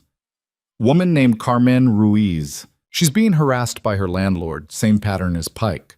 Late rent, inappropriate propositions, threats of eviction. Dominic took the folder, scanning the details. Carmen was 31, single mother of 2, working as a nurse at the county hospital. Her landlord, a man named Stuart Vance, owned a dozen apartment buildings in the manufacturing district. The complaints followed a familiar pattern: missed maintenance, arbitrary fees, and increasingly aggressive demands for payment in forms that had nothing to do with money. "Has she gone to the police?" Dominic asked. "She tried. They told her it was a civil matter and suggested she hire a lawyer." Tessa's expression was grim. "She can't afford a lawyer, which is exactly what Vance is counting on. Set up a meeting. I want to hear her story directly." Carmen Ruiz came to the foundation office 2 days later, her hands clasped tightly in her lap as she sat across from Dominic and Tessa. She had the exhausted look of someone working double shifts and still falling behind, dark circles under her eyes, and worry lines that aged her beyond her years. "Thank you for seeing me," she said quietly. "I didn't know where else to turn. My sister saw an article about your foundation and told me to call." "You did the right thing," Tessa assured her. "Tell us what's been happening." Carmen's story spilled out in fragments. Vance showing up at her apartment unannounced. Comments about how a woman like her could make things easier on herself. Hints that he could reduce her rent if she was friendlier. When she'd complained to the property management company, she'd been told Vance was an independent contractor, and they couldn't control his behavior. When she'd fallen behind on rent after her car broke down, Vance had become aggressive, cornering her in the hallway, making explicit offers. "Last week, he let himself into my apartment while I was at work," Carmen said, her voice shaking. "My kids were at school, thank goodness, but he was just there when I got home, sitting on my couch. He said he wanted to talk about my late payment, but the way he looked at me—" She stopped, wiping her eyes. "I can't afford to move. I've looked at other places, but the security deposits are too high and my credit is shot from medical bills when my son was sick last year. I'm trapped." Dominic recognized that trapped feeling, had seen it in Tessa's eyes that first night. It was the look of someone who'd exhausted every legitimate option and found them all closed. "You're not trapped anymore," he said. "We're going to handle this." "How? I can't prove he's harassing me. It's his word against mine." "Then we'll get proof," Dominic said, "and we'll make sure Stuart Vance understands that harassing tenants comes with consequences." Over the next week, Dominic had Marcus run surveillance on Vance. What they found was worse than Carmen's complaint suggested. Vance wasn't just targeting her. He had a pattern spanning years, across multiple buildings, with at least 6 other women reporting similar harassment. Like Pike, he'd found a system that worked and exploited it ruthlessly. Unlike Pike, Vance didn't have powerful protection. He was a small-time operator, a predator who'd slipped through cracks in the system but hadn't bothered building the kind of network that would shield him from exposure. That made him vulnerable in ways Pike never had been. Dominic scheduled a meeting with Vance under the guise of representing a client interested in purchasing one of his buildings. They met at a coffee shop, Vance arriving in a cheap suit and cheaper cologne, already counting his commission before he'd even heard the offer. "Mr. Varela," Vance greeted him with an oily smile. "I appreciate you reaching out. Always happy to discuss business opportunities." "I appreciate you making time," Dominic said pleasantly. "Though I should clarify, I'm not here to buy property. Vance's smile faltered. Then why? I'm here to discuss Carmen Ruiz. The name landed like a punch. Vance's face went white, then red, his expression cycling through confusion, anger, and fear in rapid succession. I don't know who that is, he said, starting to stand. Sit down, Mr. Vance. Dominic's voice carried no threat, just certainty. If you leave this table, I'll release documentation of your harassment to every news outlet in the city before you reach your car. So I suggest you sit and listen. Vance sat, his jaw working soundlessly. Carmen Ruiz is a tenant in one of your buildings, Dominic continued. You've been harassing her for months, entering her apartment without permission, making inappropriate propositions, threatening her housing security. We have documentation of this, including recordings from surveillance equipment Mrs. Ruiz installed after your last visit. That was a lie. Carmen hadn't had the money for surveillance equipment, but Vance didn't know that, and the fear in his eyes suggested he believed it. I never touched her, Vance said quickly. I might have made some comments, but nothing illegal. You entered her apartment without notice or permission. That's trespassing. You demanded sexual favors in exchange for reduced rent. That's extortion and attempted sexual coercion. You targeted a single mother because you thought she was vulnerable. That's predatory behavior. Dominic leaned forward. So here's what's going to happen. You're going to waive all of Carmen Ruiz's back rent. You're going to return her security deposit. You're going to transfer her lease to a property management company that doesn't employ you. And then you're going to resign from managing all residential properties and find a new line of work. You can't make me do any of that. I can't. But the news media can make your life extremely uncomfortable. The housing authority can investigate every building you manage.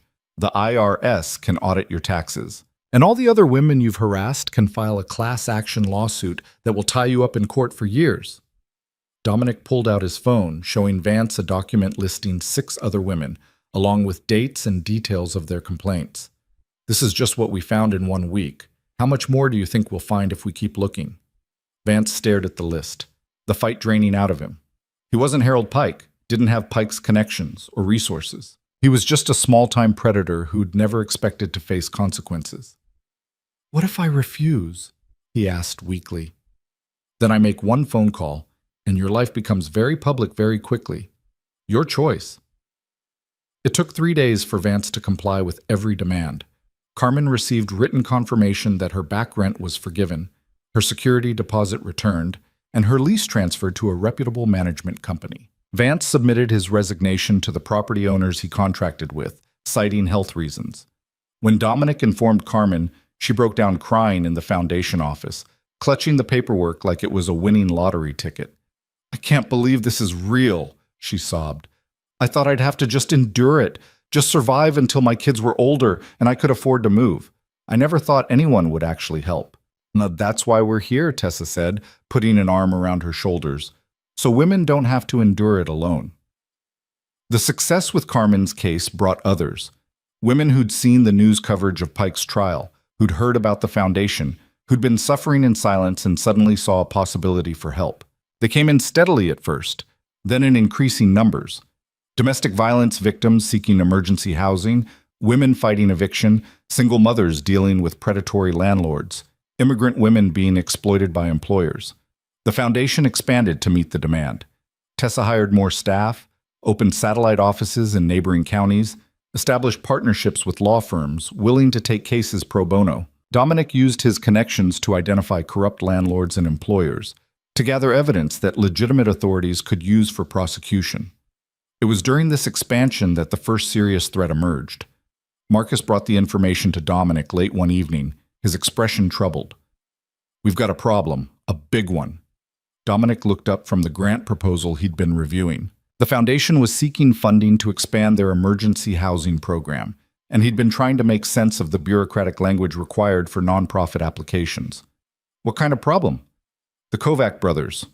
They've been asking questions about the foundation, about you, about why you're suddenly so interested in protecting women from their business partners.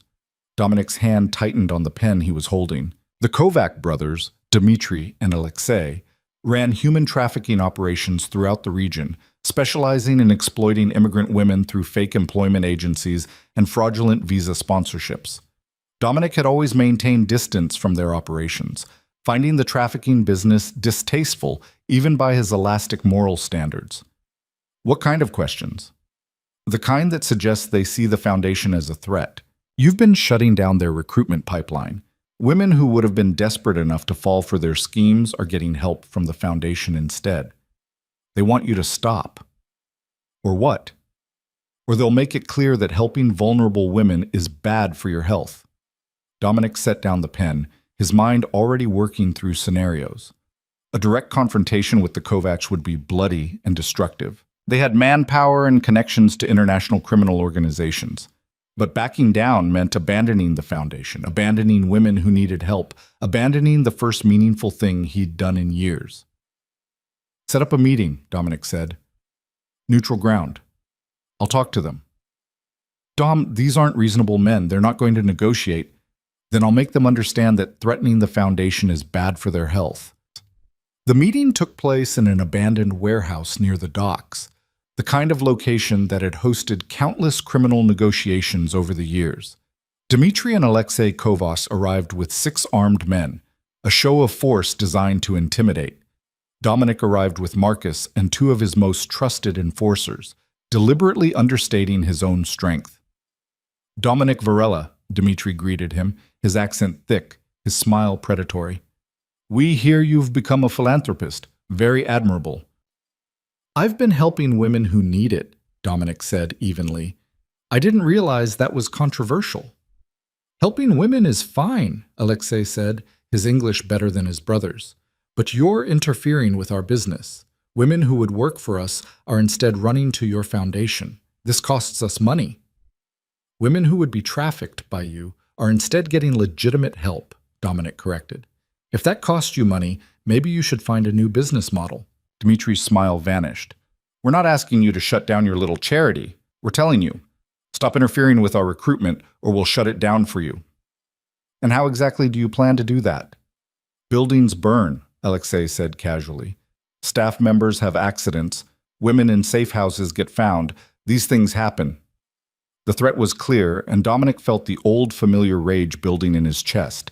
But he kept his voice calm, controlled. Let me make something equally clear, he said. The Foundation is under federal protection. The FBI has taken an interest in our work after the Pike case.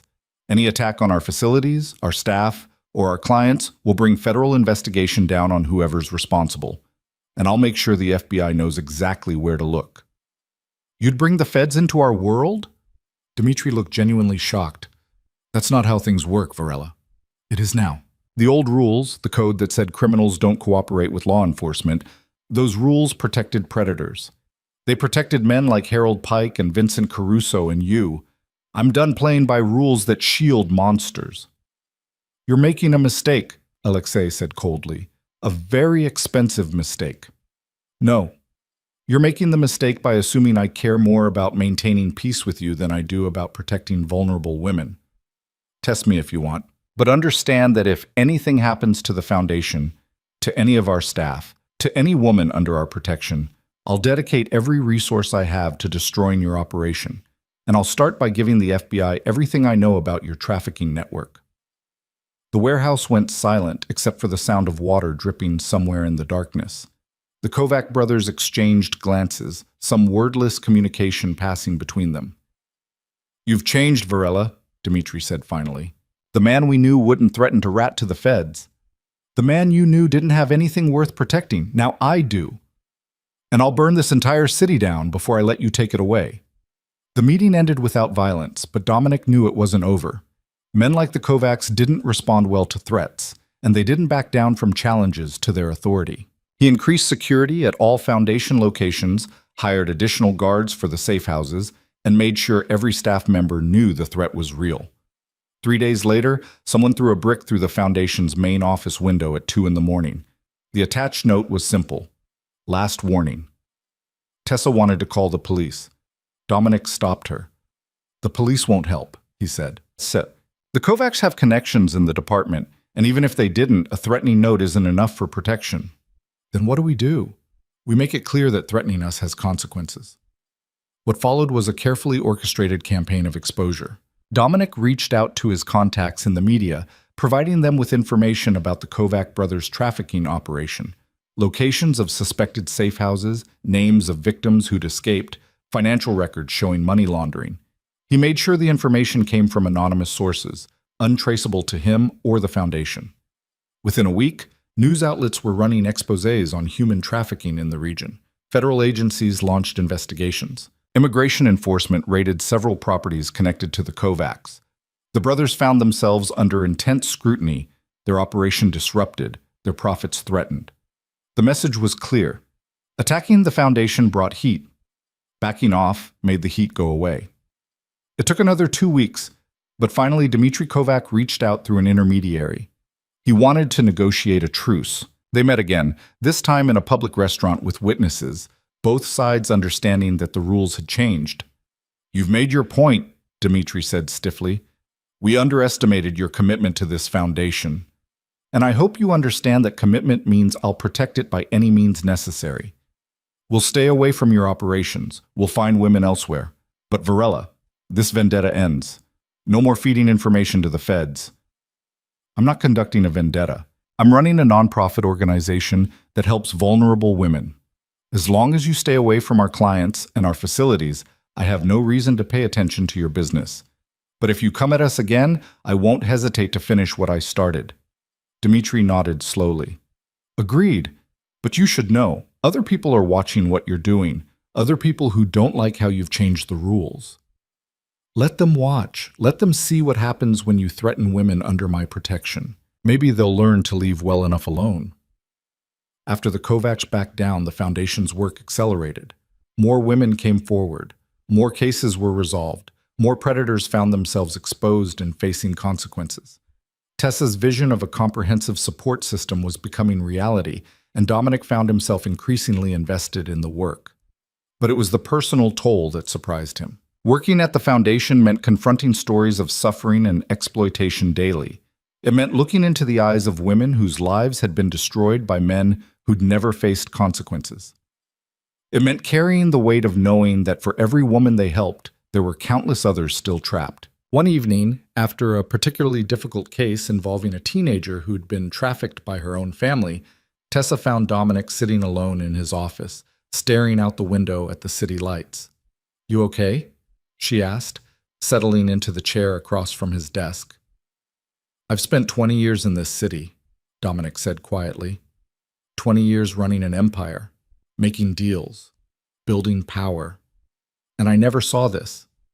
Never saw the suffering that was happening right under my nose. You see it now. I see it because you showed me. That night in the diner, when you asked for help, you showed me that all the power and resources I'd accumulated meant nothing if I only used them to build more power. You showed me there was another way." Tessa was quiet for a moment. "I think we showed each other. You gave me back my life, and I gave you a reason to use yours for something more than just survival. Do you ever regret it? All of this?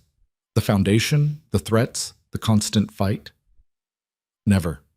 Every woman we help, every predator we stop, that's a life changed. That's someone who won't have to go through what I went through. How could I regret that?"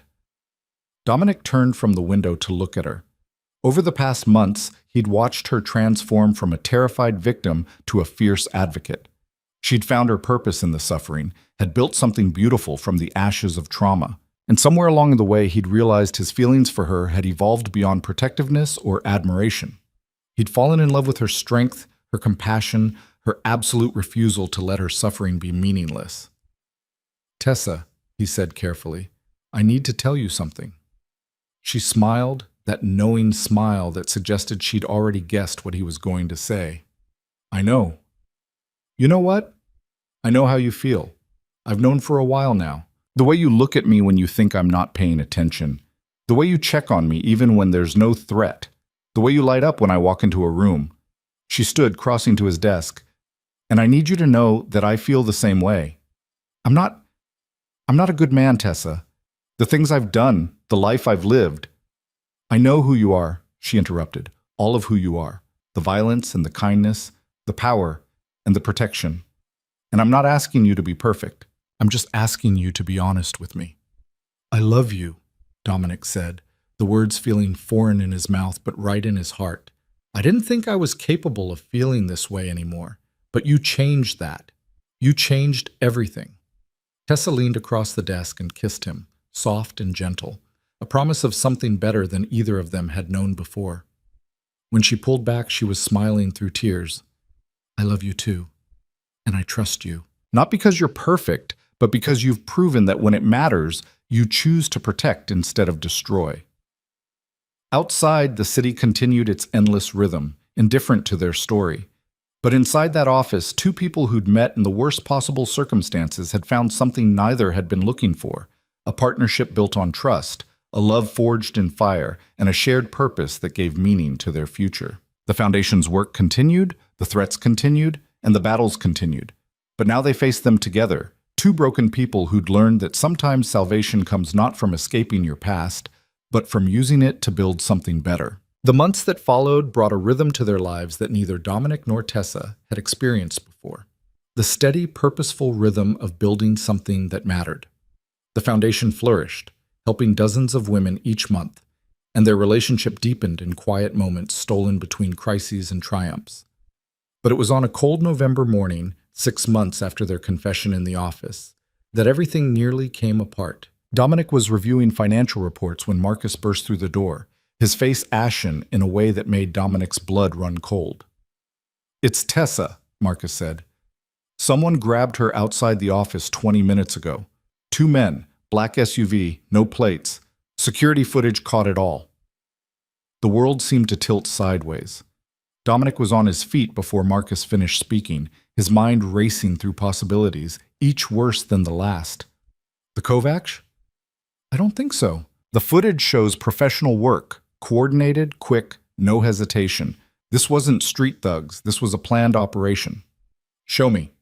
The security footage was damning in its efficiency. Tessa had been leaving the office to grab lunch when 2 men approached from opposite directions, boxing her in. One grabbed her arm while the other opened the SUV door. She'd struggled, tried to scream, but they had her inside within seconds. The whole abduction took less than 15 seconds. Dominic watched it 3 times, memorizing every detail: the men's builds, their movements, the timing. Run the footage through facial recognition. I want to know who they are within the hour. Already on it, but Dom, there's something else. Marcus pulled up a new window on the computer, showing an email sent to the Foundation's general inbox 30 minutes ago. They want you to see this. The message was brief. We have Tessa Vale. If you want her back alive, you'll shut down the Foundation permanently and leave the city. You have 48 hours to decide. If you contact law enforcement, she dies. If you try to find her, she dies. If you don't comply, she dies. This is not a negotiation. The email was untraceable, sent through multiple proxy servers, the digital equivalent of a ransom note made from cut-out letters. Whoever had taken Tessa knew what they were doing. This isn't about money, Dominic said, his voice eerily calm despite the rage building in his chest. This is about shutting us down. Someone wants the Foundation gone badly enough to risk kidnapping. The question is who? We've made a lot of enemies in 6 months. Dominic's phone rang. Unknown number. He answered, putting it on speaker. Mr. Varela. The voice was male, professionally neutral, with no identifiable accent. I trust you received our message. I did. Let me talk to Tessa. That's not how this works. You don't make demands. You listen, and you comply, or the woman you love dies slowly and painfully. Do you understand? I understand you've made a mistake. A fatal one. The voice actually laughed. You think you're in a position to threaten us? We have her. We control whether she lives or dies. You have no leverage here. You're wrong about that. See, I know who you are. I know who sent you. And I know that whoever's paying you didn't tell you the whole story about who you're dealing with. Dominic's voice dropped to something cold and deadly. You have one chance to walk away from this.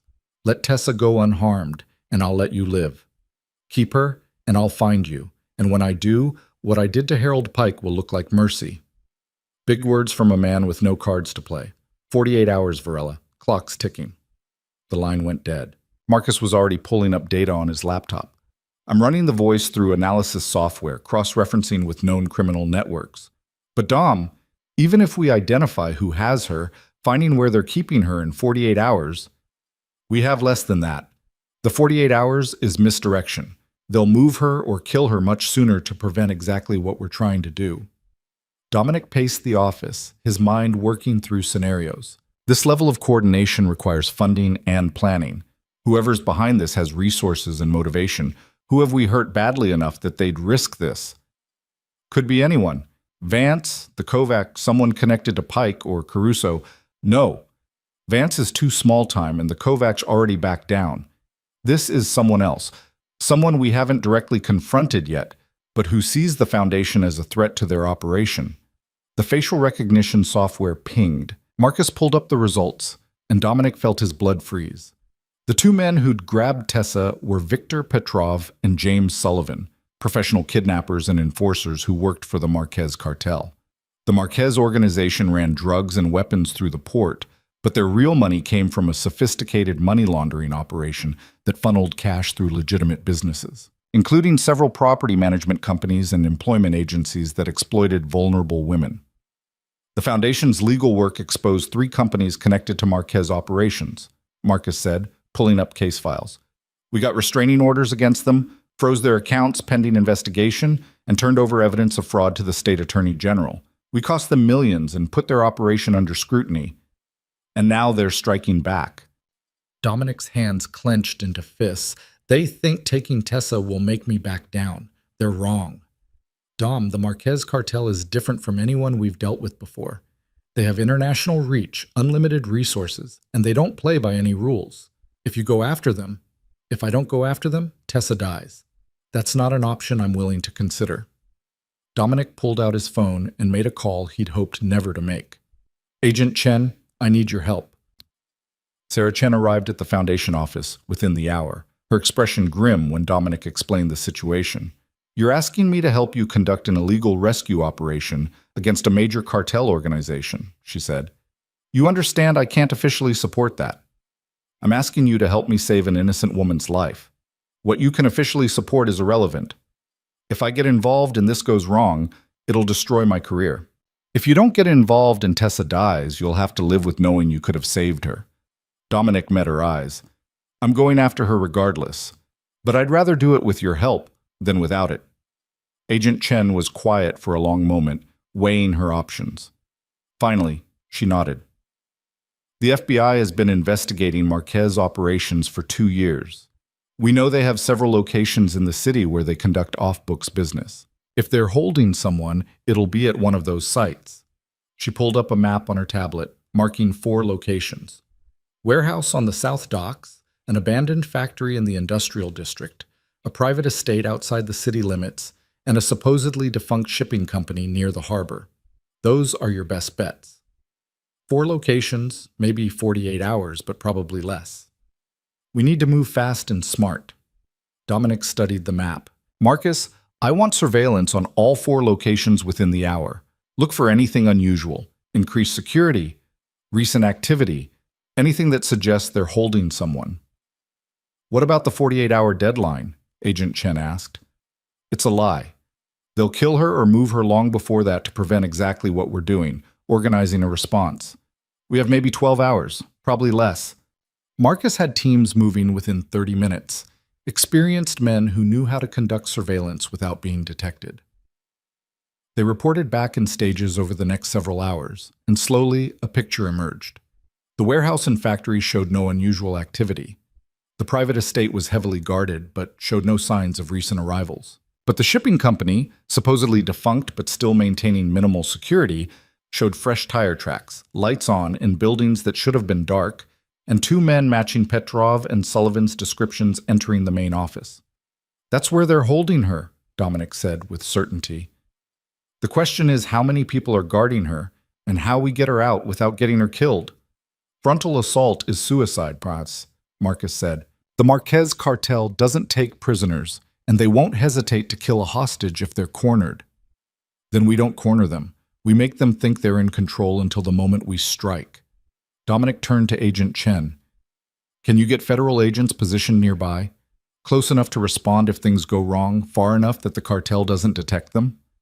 I can have a tactical team on standby. But Dominic, If you're planning what I think you're planning, it's incredibly dangerous. Everything about this is dangerous, but doing nothing is more dangerous for Tessa. The plan came together over the next 3 hours. Dominic would approach the shipping company alone, ostensibly to negotiate Tessa's release. While he kept the cartel's attention focused on him, Marcus would lead a small team to infiltrate the building from the waterside entrance, locate Tessa, and extract her. Agent Chen's FBI team would remain in position to intercede if the situation deteriorated into open warfare. It was risky, relied on timing and luck in equal measure, and had a dozen points where everything could go catastrophically wrong. But it was the best chance they had. As night fell, Dominic drove to the shipping company alone, parking his car in the open lot and walking toward the main building with his hands visible. He'd left his gun behind. Going in armed would only escalate the situation, and wore a wire that would let Marcus track his position. 2 armed guards met him at the entrance, patting him down professionally before escorting him inside. The building's interior was exactly what you'd expect from a defunct shipping operation. Empty offices, dusty equipment, the smell of salt water and rust. But in the back, lights blazed from what had once been a supervisory office. Inside, a man in his 50s sat behind a desk, expensive suit incongruous with the shabby surroundings. Dominic recognized him from FBI files. Carlos Marquez himself, the head of the cartel, a man who'd built an empire on violence and corruption. "Mr. Varela," Carlos greeted him with a smile that didn't reach his eyes. "I'm surprised you came alone. Most men in your position would bring an army. Most men in my position would have called the police. I'm not most men." Dominic remained standing, refusing the offered chair. "Where is she?" "Straight to business. I respect that." Carlos gestured, and one of the guards opened an interior door. Through it, Dominic could see Tessa, alive and apparently unharmed, sitting in a chair with her hands bound. Relief flooded through him, followed immediately by renewed rage at seeing her restrained. "As you can see, she's alive and well. Whether she stays that way depends entirely on you. You want me to shut down the foundation and leave the city. That's not going to happen. Then she dies, and you'll have no one to blame but yourself." Carlos leaned back in his chair. "You've become a problem, Mr. Varela. Your foundation has disrupted my business, cost me money, and drawn unwanted attention from federal authorities. I can't allow that to continue. The foundation helps vulnerable women. If that disrupts your business, maybe your business deserves to be disrupted. Spare me the moral posturing. You're a criminal, same as me. You've killed, stolen, corrupted. The only difference between us is that you've decided to play hero for some waitress who stumbled into your life. But heroism is expensive, Varela. And tonight, you're going to learn just how expensive it can be." Dominic's jaw tightened. "What do you want?" "I want you gone. The foundation closed, assets liquidated, you and your people out of the city within a week. In exchange, the girl lives, and you get to walk away with your life. Refuse, and she dies here tonight, and I'll spend the next year systematically destroying everything you've built. And if I agree, what guarantee do I have that you'll honor the deal? You don't. But you have my word for whatever that's worth, and you have the knowledge that if you refuse, she definitely dies. At least this way she has a chance." In Dominic's ear, Marcus's voice came through the concealed earpiece. "We're in position. Tessa's location is marked. Give us the signal, and we'll extract her." Dominic met Carlos's eyes across the desk. "You made one critical mistake in all of this." "What's that?" "You assumed I'd negotiate. You assumed I'd trade the foundation for Tessa's life, that I'd have to choose between them. But you're wrong about that. I'm not here to make a deal." Carlos's smile faded. "Then why are you here?" "To keep you talking while my people get Tessa out." The office erupted into chaos. Guards reached for weapons, but Dominic was already moving, diving behind the desk as gunfire shattered the air. In the back room, Marcus and his team crashed through the waterside window, cutting Tessa's bonds and pulling her toward the exit, even as guards rushed to intercept them.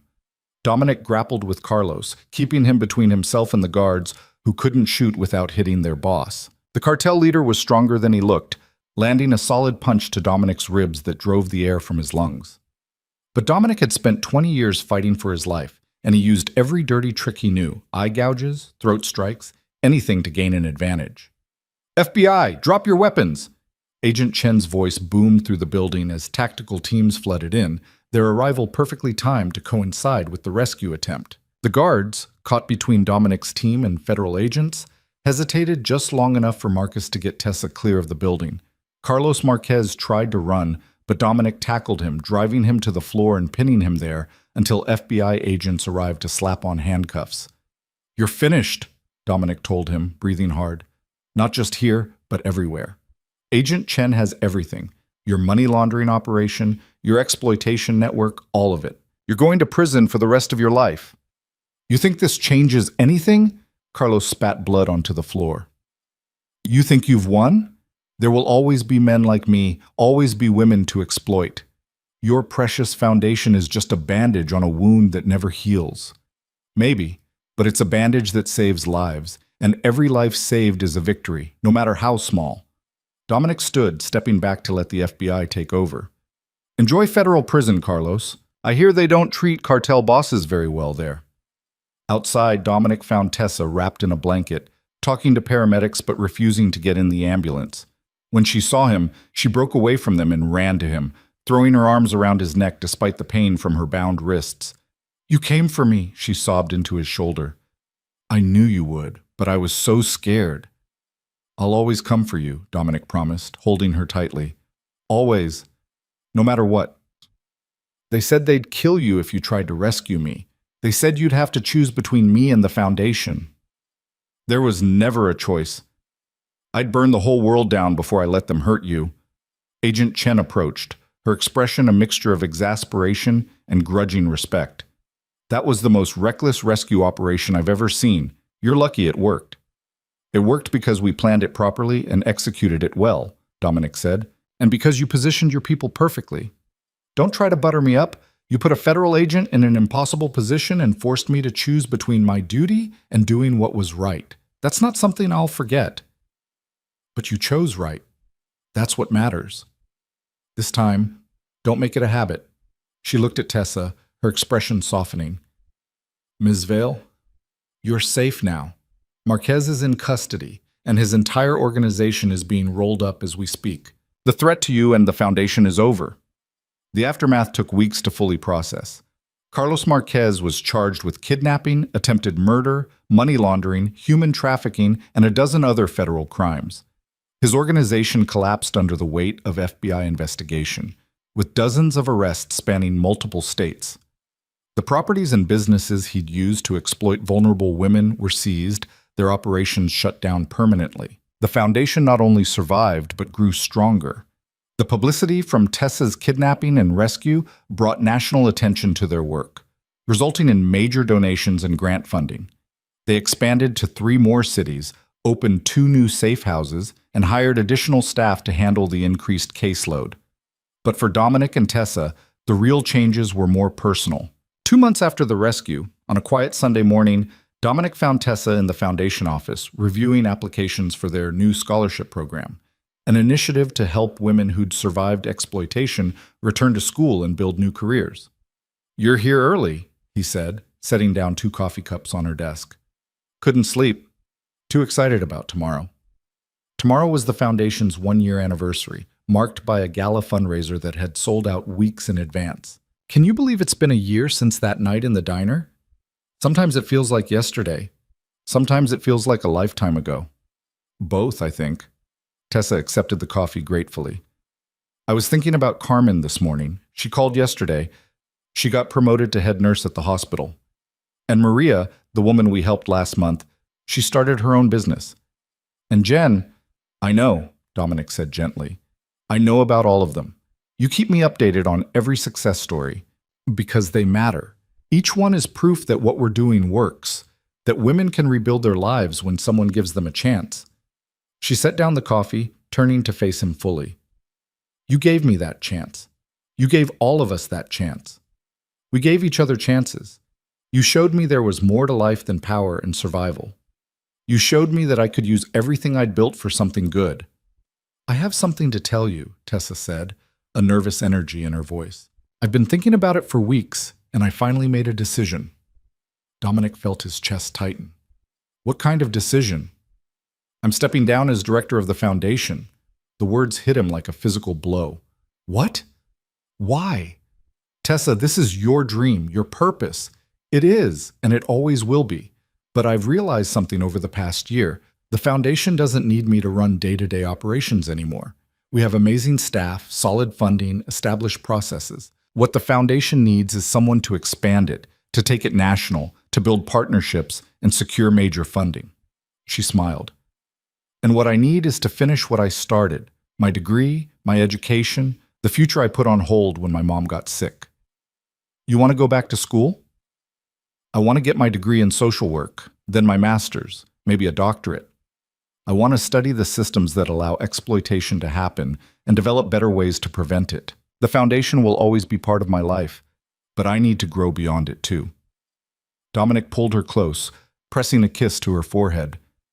I'm proud of you. Terrified of running this place without you, but proud. You won't be running it alone. I'm not disappearing, I'm just changing roles. I'll still be on the board, still be involved in major decisions. I'll just be doing it while also building the knowledge and credentials to make an even bigger impact. When do you start? Fall semester. I've already been accepted to State University. Full scholarship from our own foundation, ironically. She laughed. I'll be one of my own success stories. The gala the next evening was a triumph. The ballroom was packed with donors, supporters, journalists, and women the foundation had helped.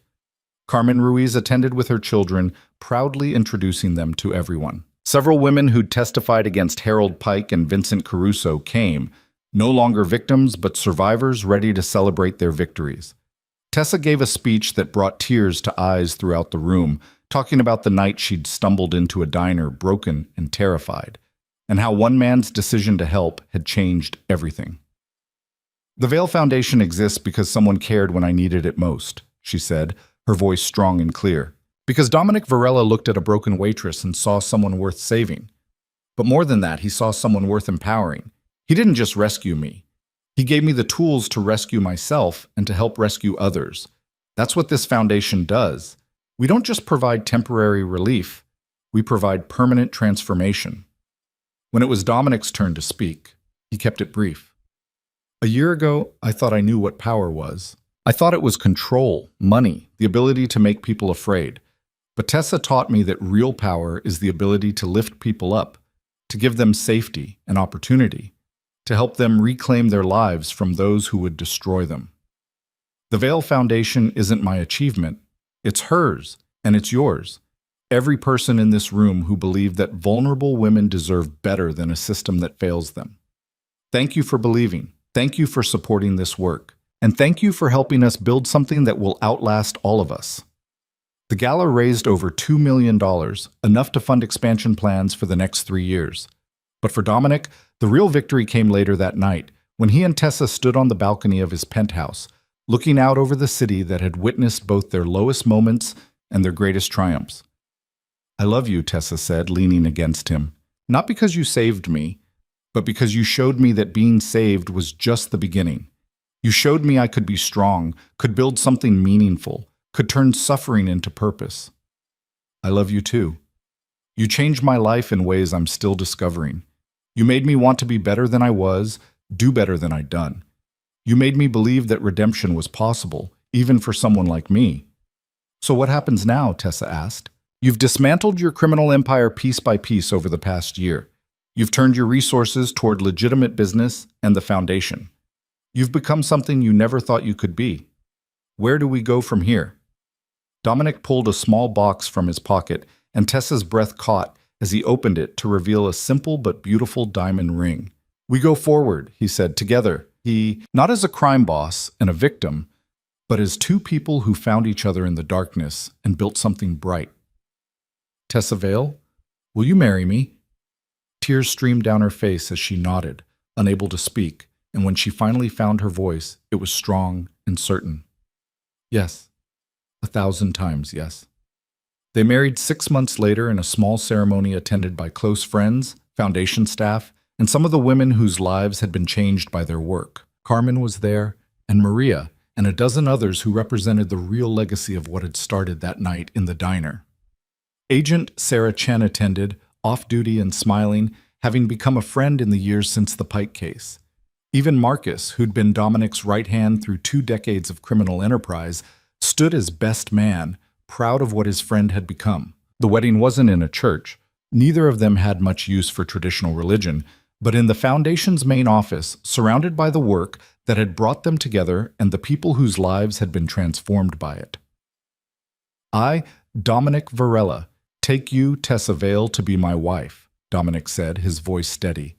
I promise to protect you, not because you need protection, but because love means standing guard over each other's dreams. I promise to support you as you grow into everything you're meant to be. And I promise to spend every day for the rest of my life trying to be worthy of the chance you gave me to be better than I was. I, Tessa Vale, take you, Dominic Varela, to be my husband, Tessa said, her voice clear and strong. I promise to love you not for saving me, but for showing me I could save myself. I promise to stand beside you as we build a life that matters. And I promise to never forget that from the darkest night came the brightest future either of us could have imagined. As they kissed, sealing vows that meant more than just legal commitment, the room erupted in applause. These were people who understood that love could be born from trauma, that strength could emerge from suffering, and that sometimes the most powerful transformations began with a single moment of compassion. 3 years later, the Vale Foundation operated in 12 cities, had helped over 5,000 women, and had become a national model for comprehensive victim support services.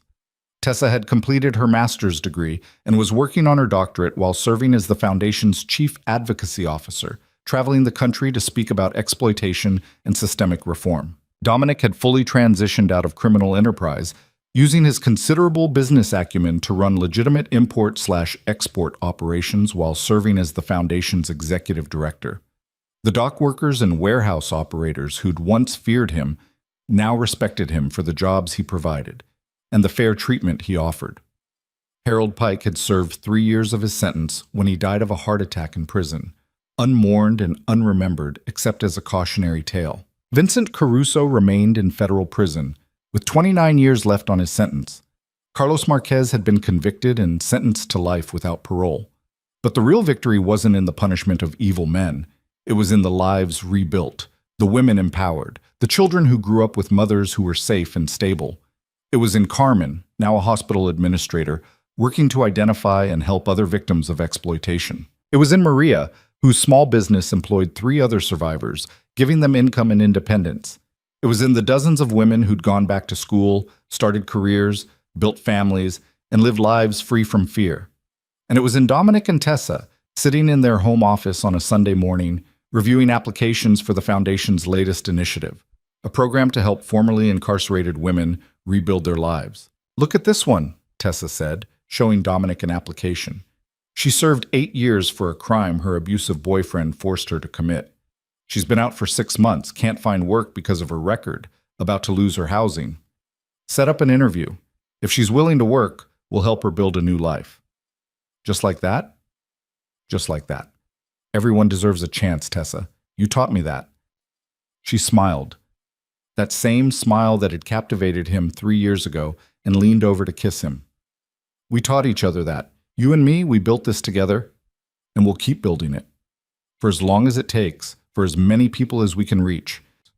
Outside their window, the city spread out before them, the same city where a broken waitress had once stumbled into a diner seeking help, where a hardened criminal had chosen mercy over indifference, where 2 unlikely people had found each other in the darkness and built something luminous. The story that had begun with violence and fear had transformed into something else entirely, a testament to the power of compassion, the possibility of redemption, and the truth that sometimes the worst moments of our lives become the foundation for our greatest triumphs. Dominic Varela had spent 20 years building an empire of fear. But in the end, his true legacy wasn't power or wealth or the ability to make people afraid. It was the thousands of women who slept safely because he'd chosen to protect instead of exploit. It was the predators who'd been stopped because he'd decided that some lines couldn't be crossed. It was the foundation that would continue helping vulnerable women long after he was gone. And it was the love he'd found with a woman who'd shown him that even in the darkest night, even when all hope seemed lost, sometimes a single act of kindness could change everything. That night in the diner, when Tessa Vale had fallen and Dominic Varela had caught her, neither had known they were beginning a story that would reshape both their lives and touch thousands of others.